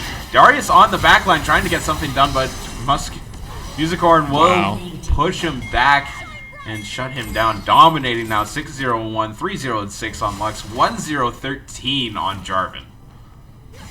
Yeah, wow. This is a tough cookie to crack at this point for Negative Space. I don't want to, repeat myself and be proven a liar again. But this is going to be hard. This is going to be very hard for them to come back. So D4 is being completely dominant in this game. They've got a lot of tools now at their disposal for what they choose to use. They've got their teleports up on both of their carries, so they can choose to split. They could even 3-1-2 or 3-1-1 right now. 1-3-1 if they so choose. Lux has such a long range that you can play pretty safe far back. They'll probably go for a 4-1 split.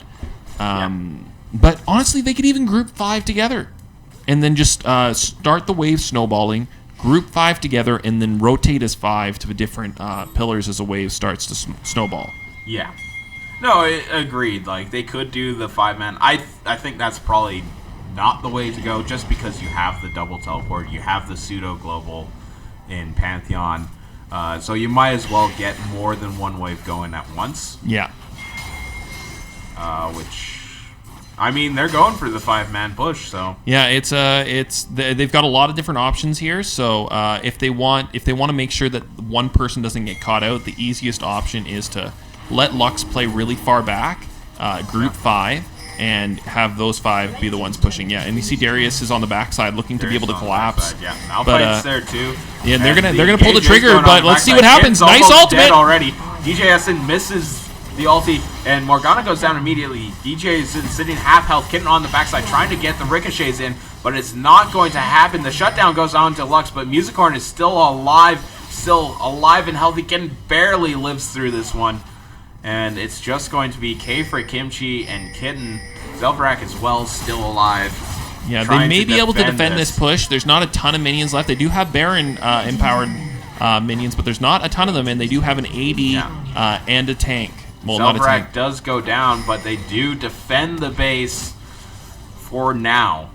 And importantly, the turnaround by Jarvan. K for Kimchi, not with ulti available, has to try and walk away from this one. Goes golden. Uses up the Zanya there. I don't know if that's exactly what you want to do. Yeah, it's tough to say. That fight almost got started off well for them.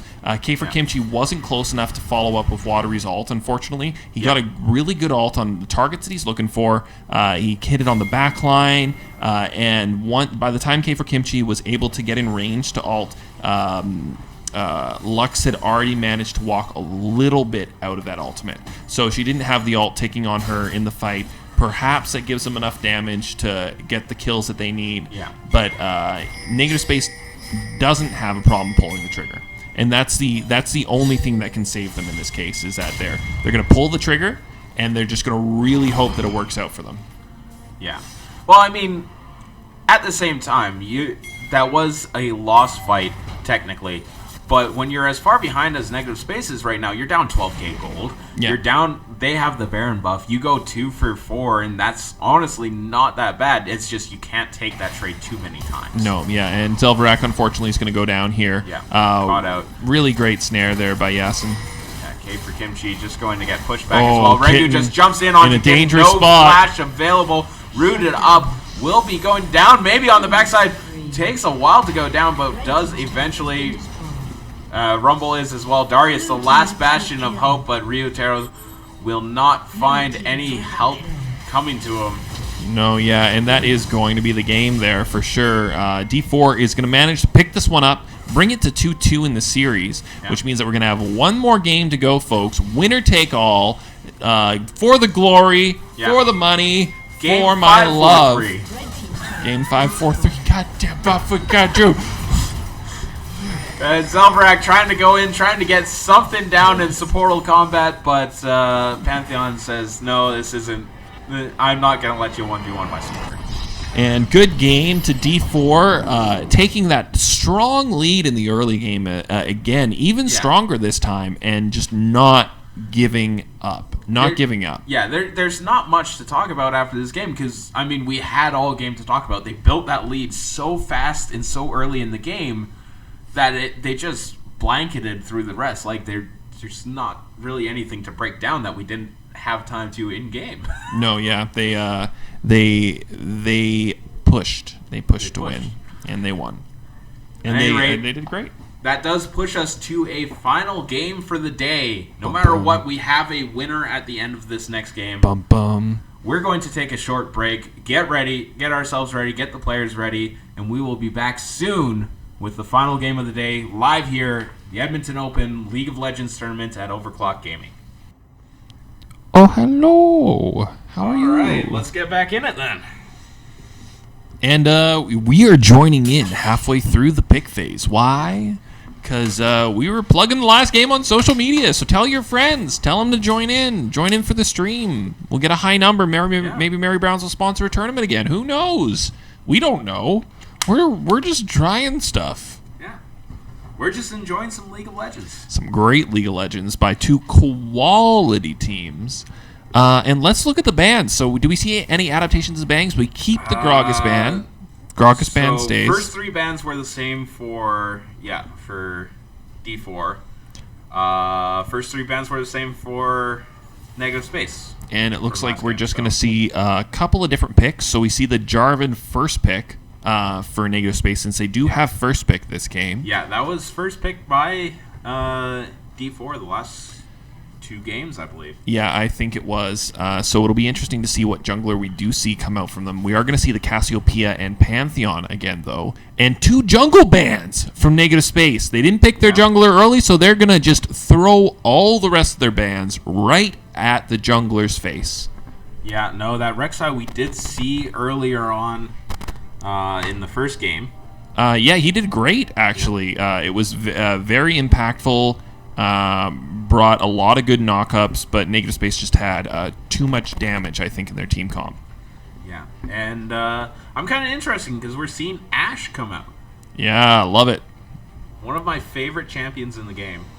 So much fun to play. Yeah, she just brings so much to team compositions that going to be interesting to see how negative space use her. Yeah, and I think this is a mistake, not to pick Rumble, but to pick Cassiopeia. I think this is a mistake, probably. We'll see. DJ did so much damage both those previous games, but when he plays the Cassiopeia, it puts him at a different, it forces him to play a different team position than when he's playing Lux. So when he's playing Lux, he's team fighting in a different position than when he's playing Cassiopeia. And when he's playing Cassiopeia, it's just, he just, yeah, you get my point. Yeah. No, and early on, I feel like you don't feel Cassiopeia's presence just as much outside of the lane. Mm-hmm. That Lux was huge. Yeah, we saw early on she got a couple really good bindings as K for Kimchi tried to invade on his Malphite. Yep, stole Malphite's blue buff. Stole the blue buff once. And Watari knows what he's getting into with this matchup. He did it once before. He knows it's going to suck. Yeah, and the differential was much higher when it was Lux versus Rumble as opposed to Cassiopeia versus Rumble. Watery was falling really far behind in that Lux lane. And whereas in the Cassiopeia one, he really did hold his own for the majority of it. Even though, again, I don't think it's a good matchup for him. No, it's that's a tough one. But I'm really curious about this Ashe. We haven't seen an Ashe yet on stream, I believe, this tournament. No, yeah, this will be the first one for sure. Ashe is going to be paired with the Morgana in the bot lane as well too, which is interesting. Nathan Zelverak, I think, is very confident on the Morgana with the Blitzcrank that he played earlier today. Very similar ranges on their abilities. Very surprised it wasn't picked last game. They had the chance to pick it first in the second round. Mm-hmm. Chose not to. Went with the more engaged. Ended up giving it to D4, which helped out greatly. Yeah, that was definitely helpful in the bot lane, especially against what they were trying to accomplish with their bot lane. And yes, that last game, some of the plays could have gone slightly different if timings worked out a little bit different, if the minions ran a little faster. Yeah. But yeah, it just didn't work out for negative space at all. Yeah, and big one, Kale, Ryutaro's getting Kale again. I think that's a really important pickup for negative space here. It is, yeah. That Ryu has been most effective in these games on his Kale, having great ultimates.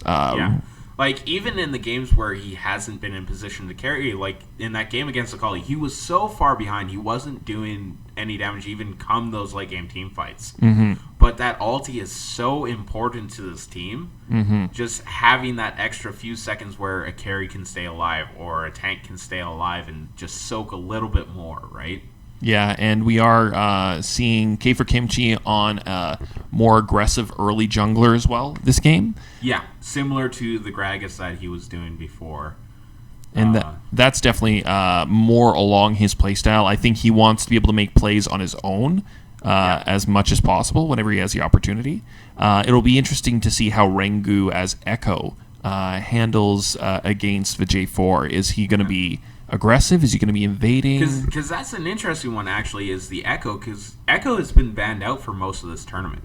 That's interesting. I didn't even because notice Jungle Echo apparently has been coming back in popularity. I haven't seen it yet myself, so we're about to see it here.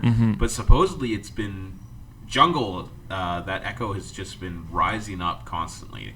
Yeah, I can see that. And Echo is one of the better duelers as well too. So if you see Echo in your jungle as Jarvan, you're going to want to flag and drag away. But if Echo catches you doing a camp where you've used your flag, then you're in a really nasty spot. So that's definitely something that Jarvan's going to have to be aware of as he's going through. And it'll be interesting to think of what mind games the junglers are thinking of right here. Because every other lane is going to be the same. We're going to play our lane. It's going to get impacted depending on what's going on. Whereas the junglers really have an opportunity here to metagame each other. They've both seen what each other do. They both do red. They both do the same path essentially each game. So who's gonna deviate? Who's gonna take a risk and make a big play? We saw a 1-3 buff game from K for Kimchi, but we haven't really seen any aggressive jungle play from Rengu. But this might be his chance. He can definitely duel Jarvan in the jungle. Yeah, no, we'll have to see what happens. That Gragas did become a must ban. They banned it out. They won the last game because Gragas was just all over Rengu. Yeah. K for Kimchi was just having a field day with that champion. Yeah, not having a great time. So we'll see if Jarvan can kind of produce similar results with a similar playstyle. But it's going to be tough because the Gragas ulti was kind of the biggest strength that K for Kimchi had. Yeah, absolutely. Right? That was he was hitting him in the right position. He didn't hit any bad Gragas ultimates. No. All of them were good, and he was using it often as a finisher in fights when they wouldn't quite have enough damage. So Gragas doesn't quite have the same ability. Yeah, Jarvan not quite similar. You can still catch people out though. With that Cataclysm. We saw it a few times in the last game. You burn the flash one fight, you come back immediately with that Cataclysm onto who had their flashes burned.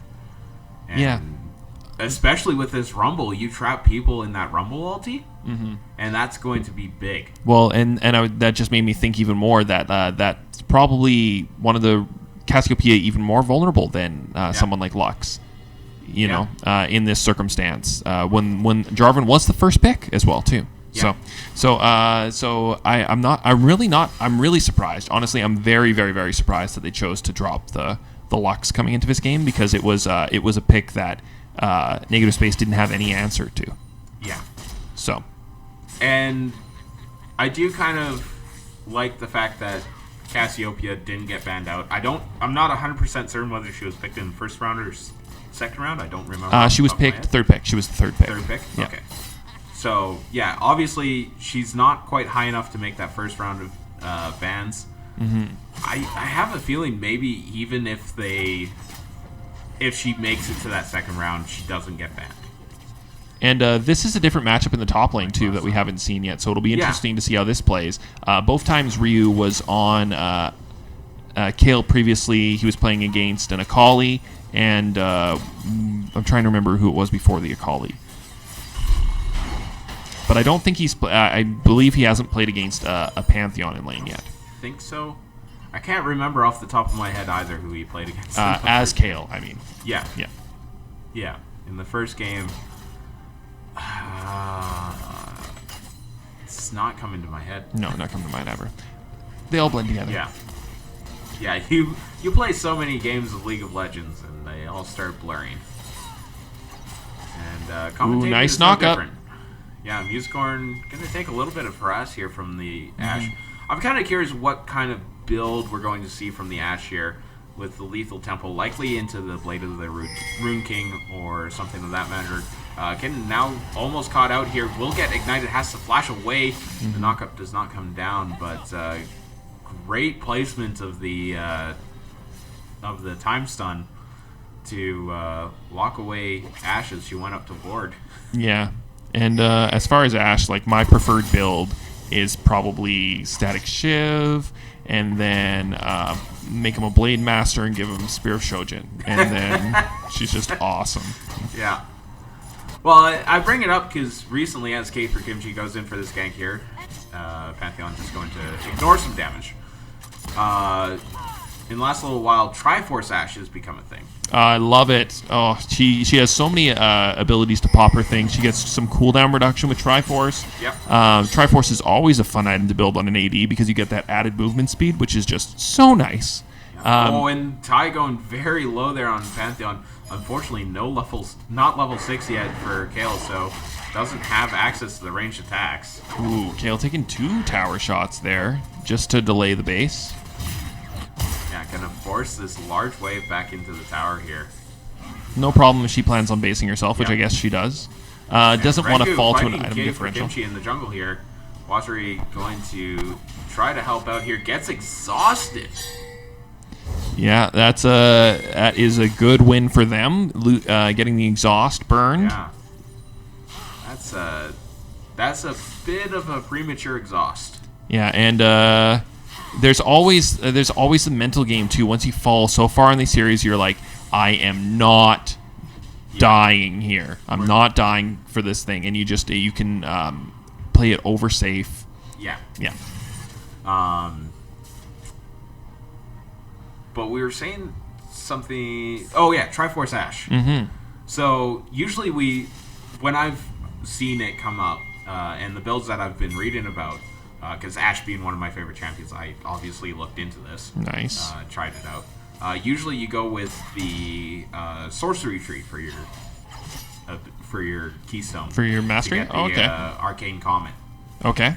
Sure. Since you're going to be poking a lot anyways, if you're building Triforce, you're going to be hitting volley pretty much as often as cooldown. you can. Yeah. And really easy to hit that Comet with volley as well because you get the slow from Ashe's passive. So yeah.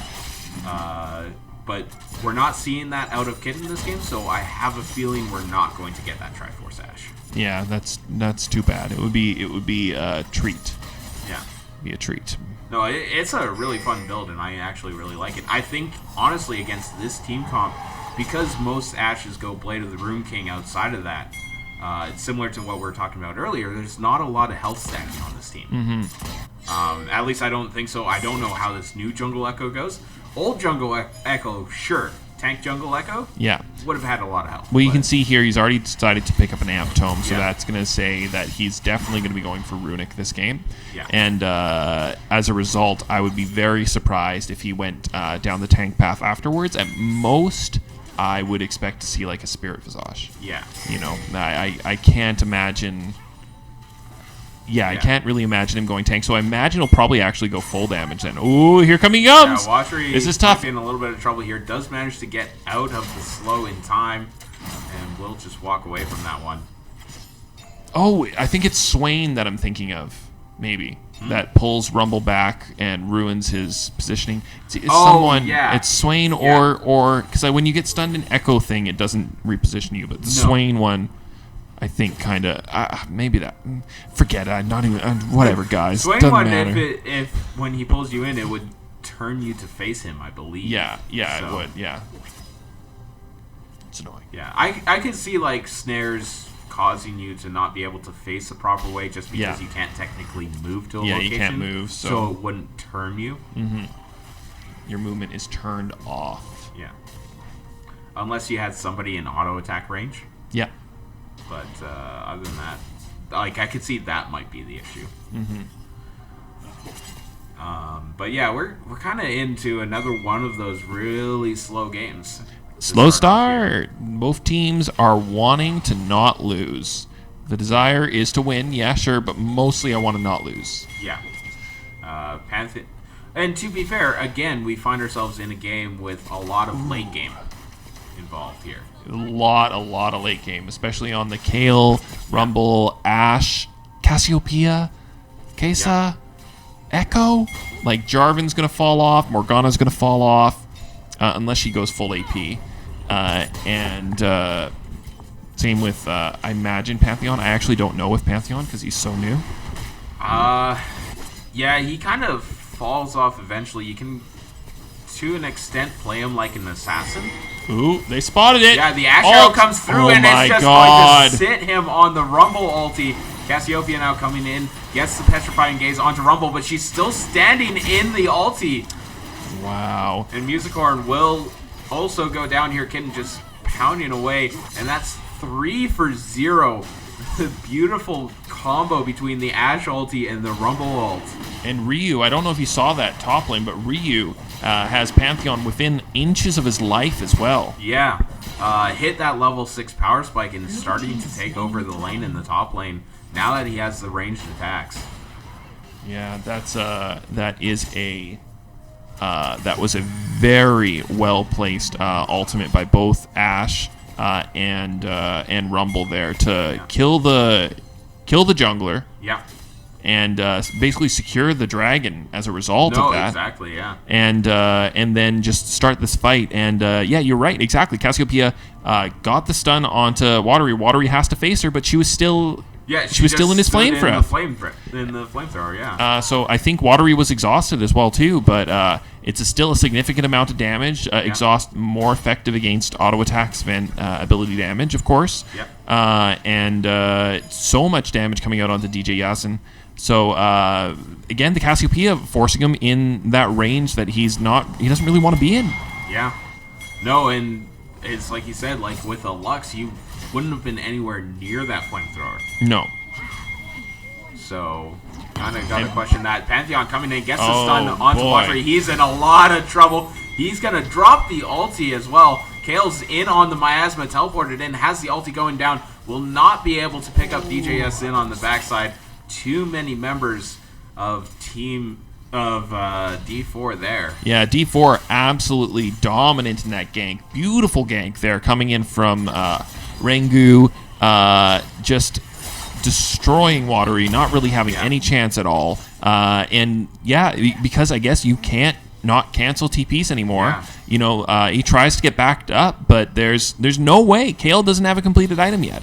No. There's no way she can deal with and that 1v3. TP takes so long to come in. Probably called for it as soon as like the gank was evident. Yeah, they're on me. They're on me. TP starts. You know, great support from the team. Really working together as a team. Yeah. But solid call, but it's a call to your death. Yeah, and then she just doesn't have the damage yet.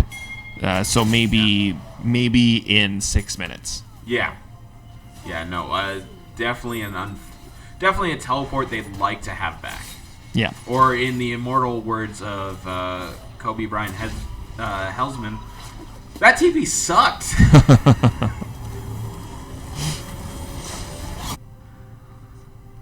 Like, that's the exact opposite of everything you want out of a TP. Yeah, very unfortunate. Very, very, very unfortunate. But going into this mid game now, Cassiopeia has completed her Archangel's staff. She's gonna be stacking real quick. Looks like Rumble might have Leandries on his base. Yeah, he does pick up his Leandries. So first big item for both mid laners. ADs, we have Essence Reaver first pick up on Ashe, Manamune for Kesa. So yeah, I think you're right. We're probably not going to see the Triforce Ashe build. If it was Triforce Ashe, it would be first item Triforce for sure. Mm-hmm. And Jarvan has opted for not to go for Warrior. He's going to go Cinderhulk. He knows he has to be the tank, so he's gonna take on that role.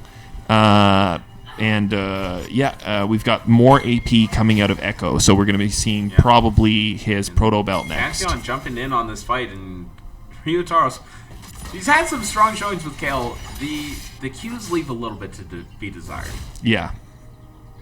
Ooh, and nice Echo gank from Rengu. The stun comes out despite the flash. Ryotaros, no ulti, just mere seconds away, and perfect timing on that gank. Yeah, absolutely perfect timing. Ulti is up. So, like, that's 5 more seconds, and that gank doesn't work. Yeah, and it's and absolutely DJ possible. Now in a lot of trouble. Gets a 3-man stun, but it's not going to be enough. As I mean, that 3-man stun meant he was in a 3-on-1. So, and Kaisa and Ash just farming it out in the bot lane. Zelverak finishing the gold on his item. Nice. Frostfang is complete.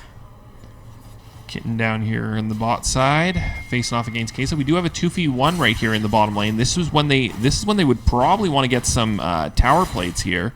They do have vision on the Janna, I think. I think they had vision on her.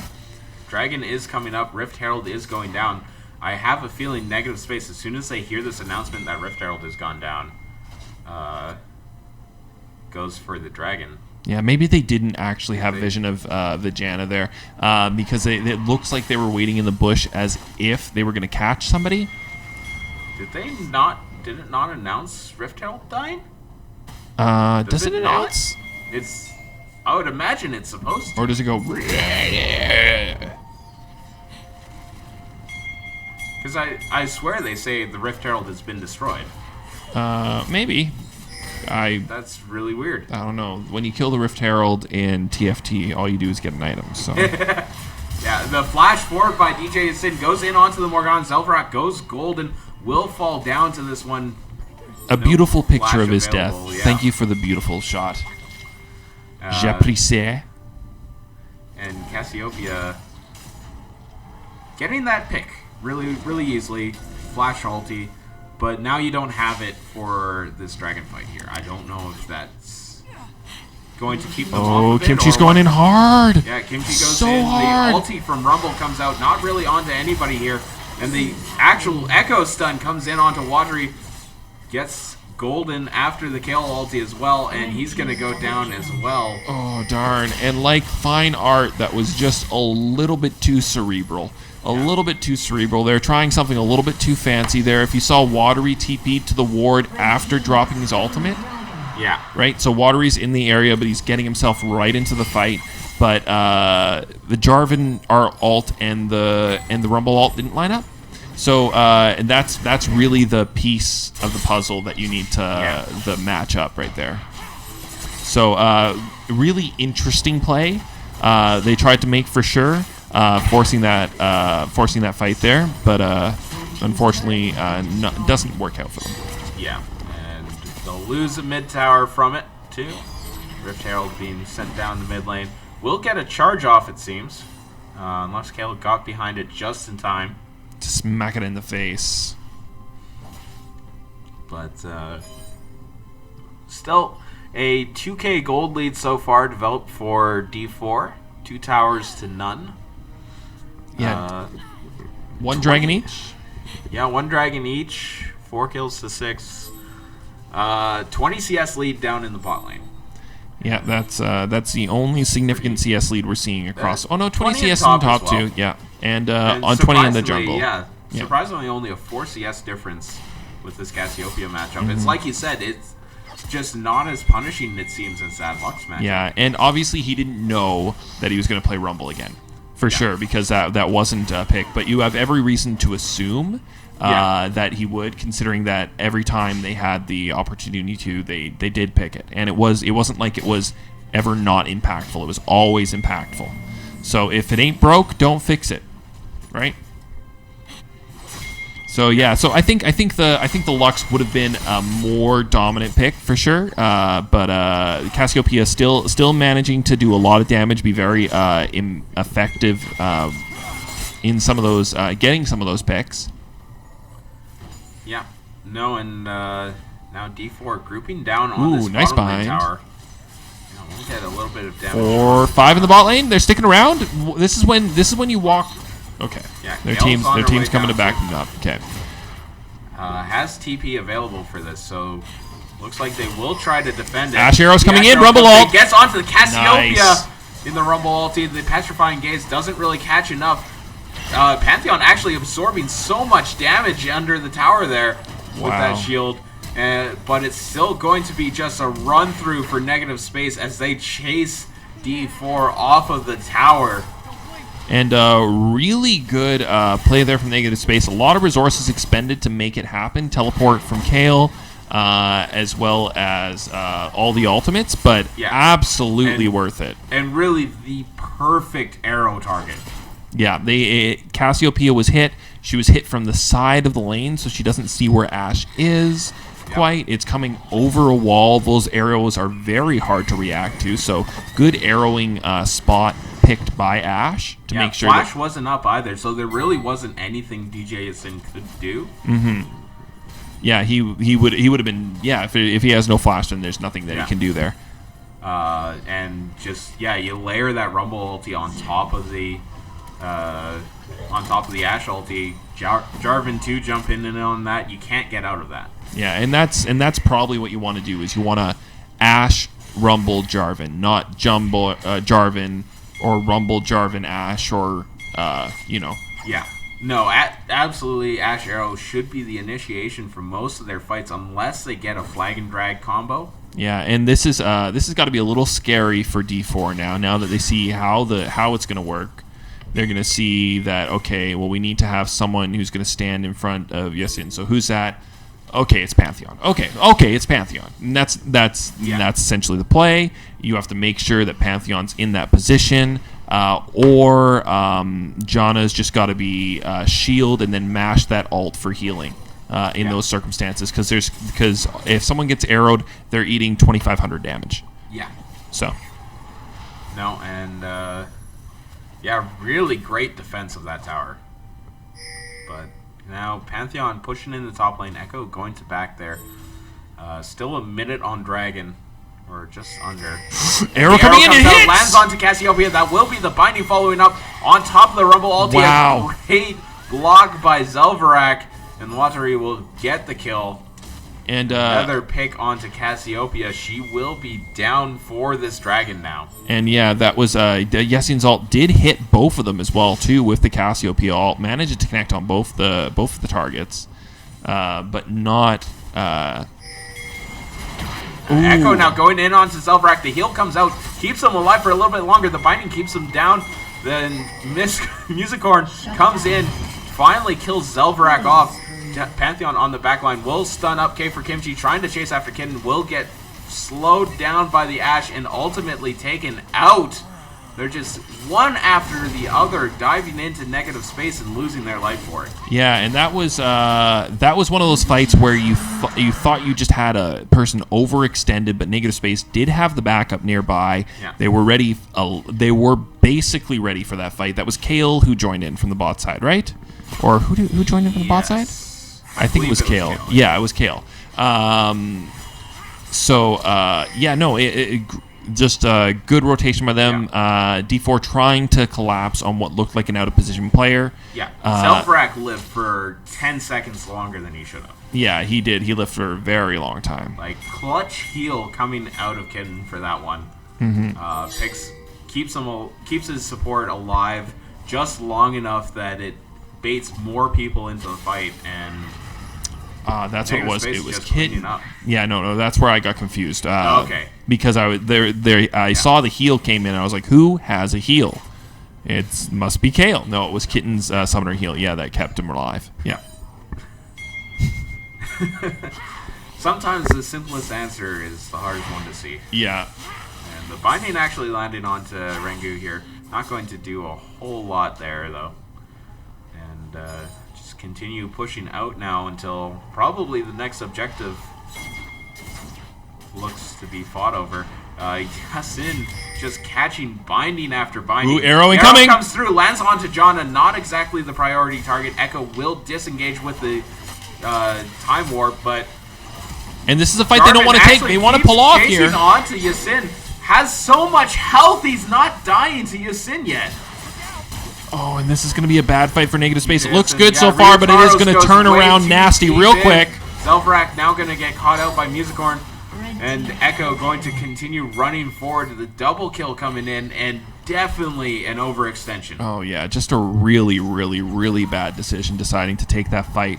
Everything was expended. They used all their catch. They used all their abilities. Rumble ults down. Ashe ults down. There's Jarvan ult was down. No, Jarvan ult wasn't down, but Jarvan ult was used onto the Cassiopeia. But Jarvan then followed past to try and kill Cassiopeia with the ultimate. Yeah, but Cass couldn't kill Jarvan, but Jarvan couldn't kill Cass either. Yeah, there's no way, and they can't follow Ash that. Arrow does give vision of this barrel pit. The arrow goes in. Jarvan gets the K for Kimchi doing the hero play, getting the Baron buff. They are going to be cleaned up for this. Kitten stays alive. I think Ryotaro's got up just in time for that. But they steal away the Baron. And that is a hero steal of the best kind. The drag in Smite right away. And well played by K for Kimchi there, managing to get that steal. Without that steal, they were in a dangerous spot, and now all of a sudden they're in a very commanding position. Yeah. Both Zelvarak and Ryotaros both respawned in time to get it as well. So yeah, that's huge. 3 members with the Baron buff helps out so much more than just 1 or 2. Yeah. So the thing that Negative Space is going to need to look out for is they're going to need to watch for overextensions, overextending a fight. Because they've done. That's not the first time they've made that call. Yeah. I mean, in this game it is, but that is definitely one of the one. I mean, like, and it's a fault we all have. We're like, okay, just get them. We used all these resources, but it's the sunk cost fallacy. Yeah. Those costs are expended no matter what. Yeah. Any additional costs you're putting in, like your lives. Yeah. No, the Negative Space honestly got away with murder by getting that Baron. Yeah, they really did. Like, they did not. They overreached so hard, and they still managed to come out on top with that Baron buff in the end, thanks to heroic play by K for Kimchi. Like, easily the player of the series for me. K for Kimchi right now. Cool. Well, he didn't pick Nunu, so so I don't know what to tell you. I mean, that Gragas play was just too good. It was pretty good. And I mean, you can't fault a guy for a Baron steal. No, you can't fault him. But he could be playing Nunu. But he would have been an easier time stealing a Baron, right? It's true. No, he wouldn't have made it in time. Or maybe he would have with his giant snowball. Gets he him probably would have still made it in time. Snowball in, flash, consume smite. Yeah. But, yeah. Oh, we might have a catch here. Comes in onto Zelvarak. He is going to continue chasing onto him. The flash away from Zelvarak. Pantheon goes in on the back line. Shut down. Kaisa Musicorn finds Ashe on the back line somehow. Zelvarak also goes down in the end. And this is going to be Infernal Drake going the way of D4. Yeah, and just like that, most of those Barons are now gone.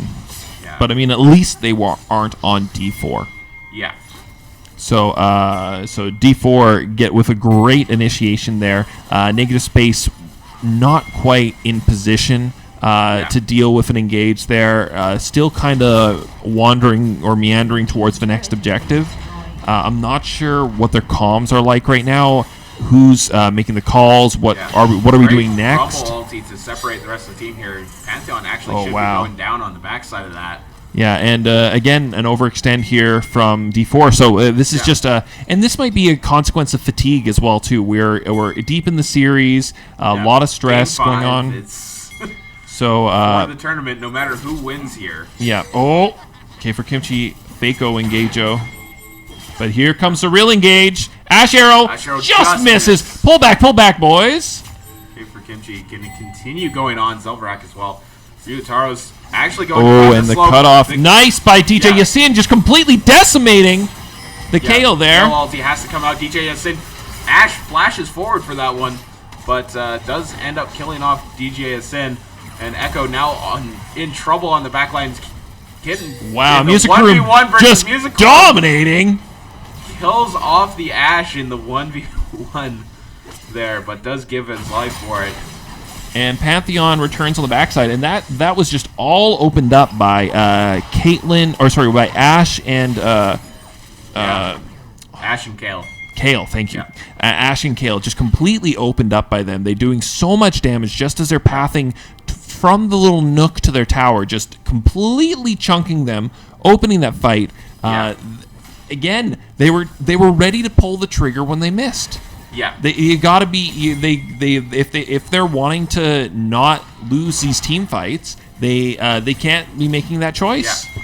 No, and even still, it was a great turn by DJ Asin. Once he got slowed, knew he was going to get caught out. Turns, gets a petrifying gaze. Boom. Honestly, when you're playing at the high level that these guys play at, like, they're all diamond challenger players. They're all fantastic. Yeah, they're all really good. That's probably something Ryutaro should have been able to sidestep. Yeah, possibly. You should see that petrifying gaze coming and turn back. I probably wouldn't because I'm a dumb silver player, but like you see, like at the highest levels, and that's kind of something nice to be able to say about these teams is, oh yeah, I'm nitpicking points, but I'm nitpicking the best points that you could have with perfect information. That's the other thing that we always have is we have perfect information. We can see everyone on the mini map. We can see where everyone's going. We can see every single ward, every single cooldown. Yeah, exactly. So we have perfect information, and League is a game of imperfect information. You have an idea of what you think the team's doing. You have an idea of which way they're going. And you get more and more revealed to you. But, both teams playing exceptionally well. It's 14-14, 48K to 49.3K. This is anyone's game. Anyone can take this tournament at this point. Yeah, no, dead even. Exactly what you want to see out of Game 5.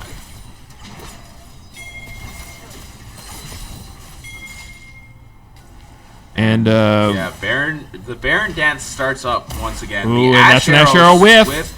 Whiffs through the route onto Rengu here, but he is fairly beefy actually. Like, it's taken a decent amount to kill the Echo. And here's the one problem with D4's team that I can see is they have no way of pulling the trigger themselves. The negative space has a lot of different ways. They have the ideal way that they want to start fights. Really, the main way they can do it is Rengu getting a catch with that stun. Yeah, and that's obviously very hard to pull off. Or maybe a Pantheon? Pantheon does he stun with his ultimate? Not with his ulti. Oh, okay. It's just an engage has now? The shield bash it's just a damage? Okay. Still has the shield bash stun, so... Okay. So yeah, they don't really have a hard engage to start these fights. Ash is going to have arrow here again right away. Yeah, and... Here it comes. So there's the arrow. Just so close again, too. All these arrows, anyone hits, and that could be game right there. But if D4 had an engage, now's the time. Just you have to pull the reverse pull. So and that's what they're looking to do. Yeah, pushing forward. There's the Pantheon ulti coming through. It's just so hard because they can't quite get to them. And that's the other thing too is like Pantheon can go in on one target, but you got the Morgana Black Shield. So if this is an air, it's a water drake. If that was an air drake, that's actually probably the most important objective based on the way that this dance is happening right now. Yeah. Honestly, an ocean drake. Oh, we can wait to you. That's what we see. The flash engage by Yasin misses the Rumble ulti, separates off the rest of the team from Pantheon, but he's taking so much damage on the backside of that. Rengu ulti's back into K for Kimchi.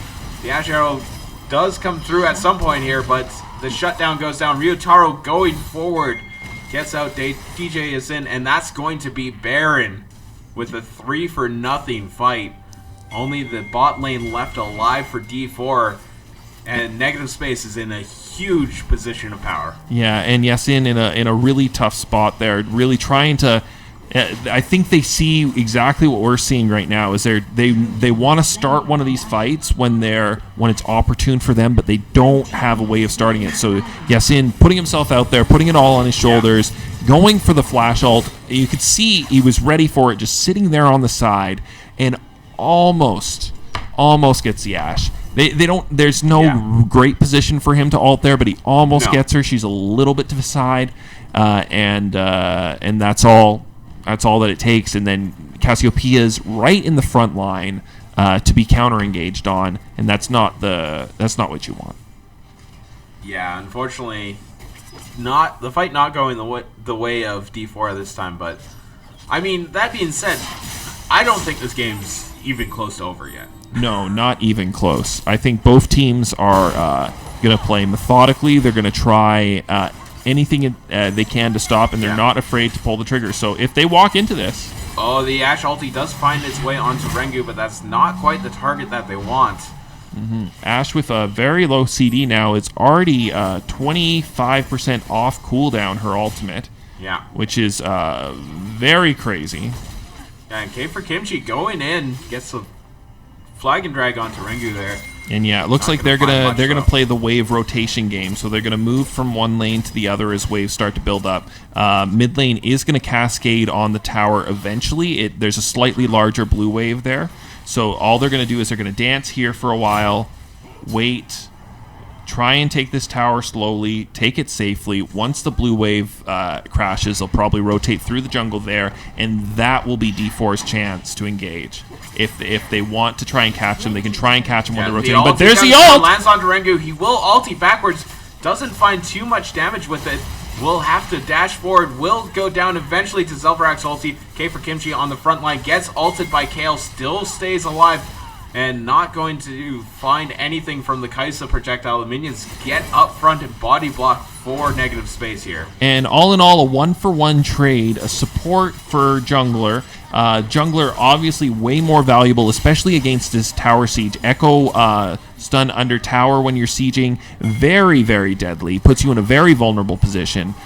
So negative space will be happy to make that trade, especially considering they have Baron. I would make the argument that it is a Morgana support, though, which, if you have Morgana, Kitten doesn't get jumped on like this. And down they go. DJ Sin now just trying to clean up K for Kimchi, but he does flash away. The poison will not burn away on him there.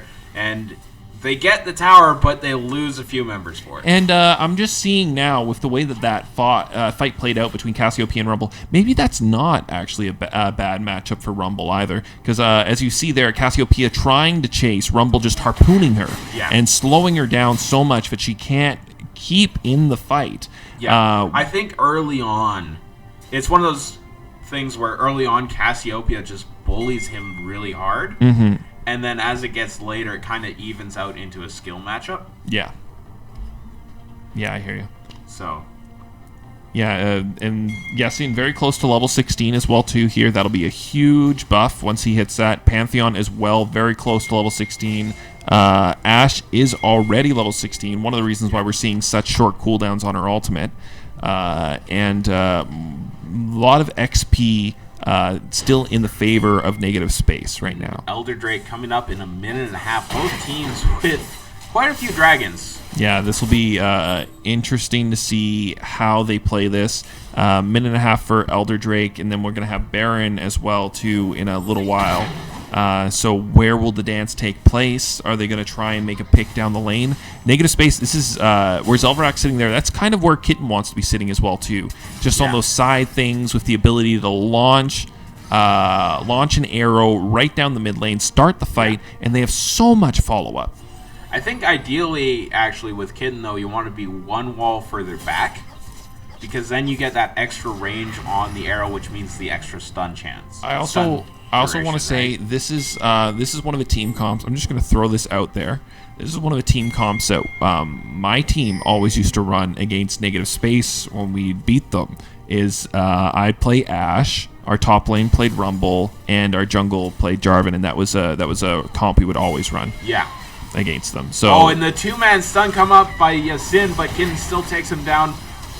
And Pantheon going to do his best to tank up as much as he can. Musicorn trying to run away here. Will go down to the flash forward by Root Towers. K for Kimchi's going deep.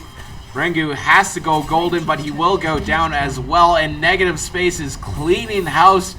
There's a 50-second death timer on Rengu. 30 seconds still on Yasin. This might be the game. Yeah, it's going to be very hard for Pantheon to be able to defend this. They've got 5 men pushing right onto the Nexus. 2 towers. He's not even going to try. He's not trying. GG's coming out. Pantheon jumps in now. Gets the shield out, but he's just going to be torn apart by the double team there. And negative space. It's going to take the tournament. Wow. Takes it all in the game 5, 4, 3.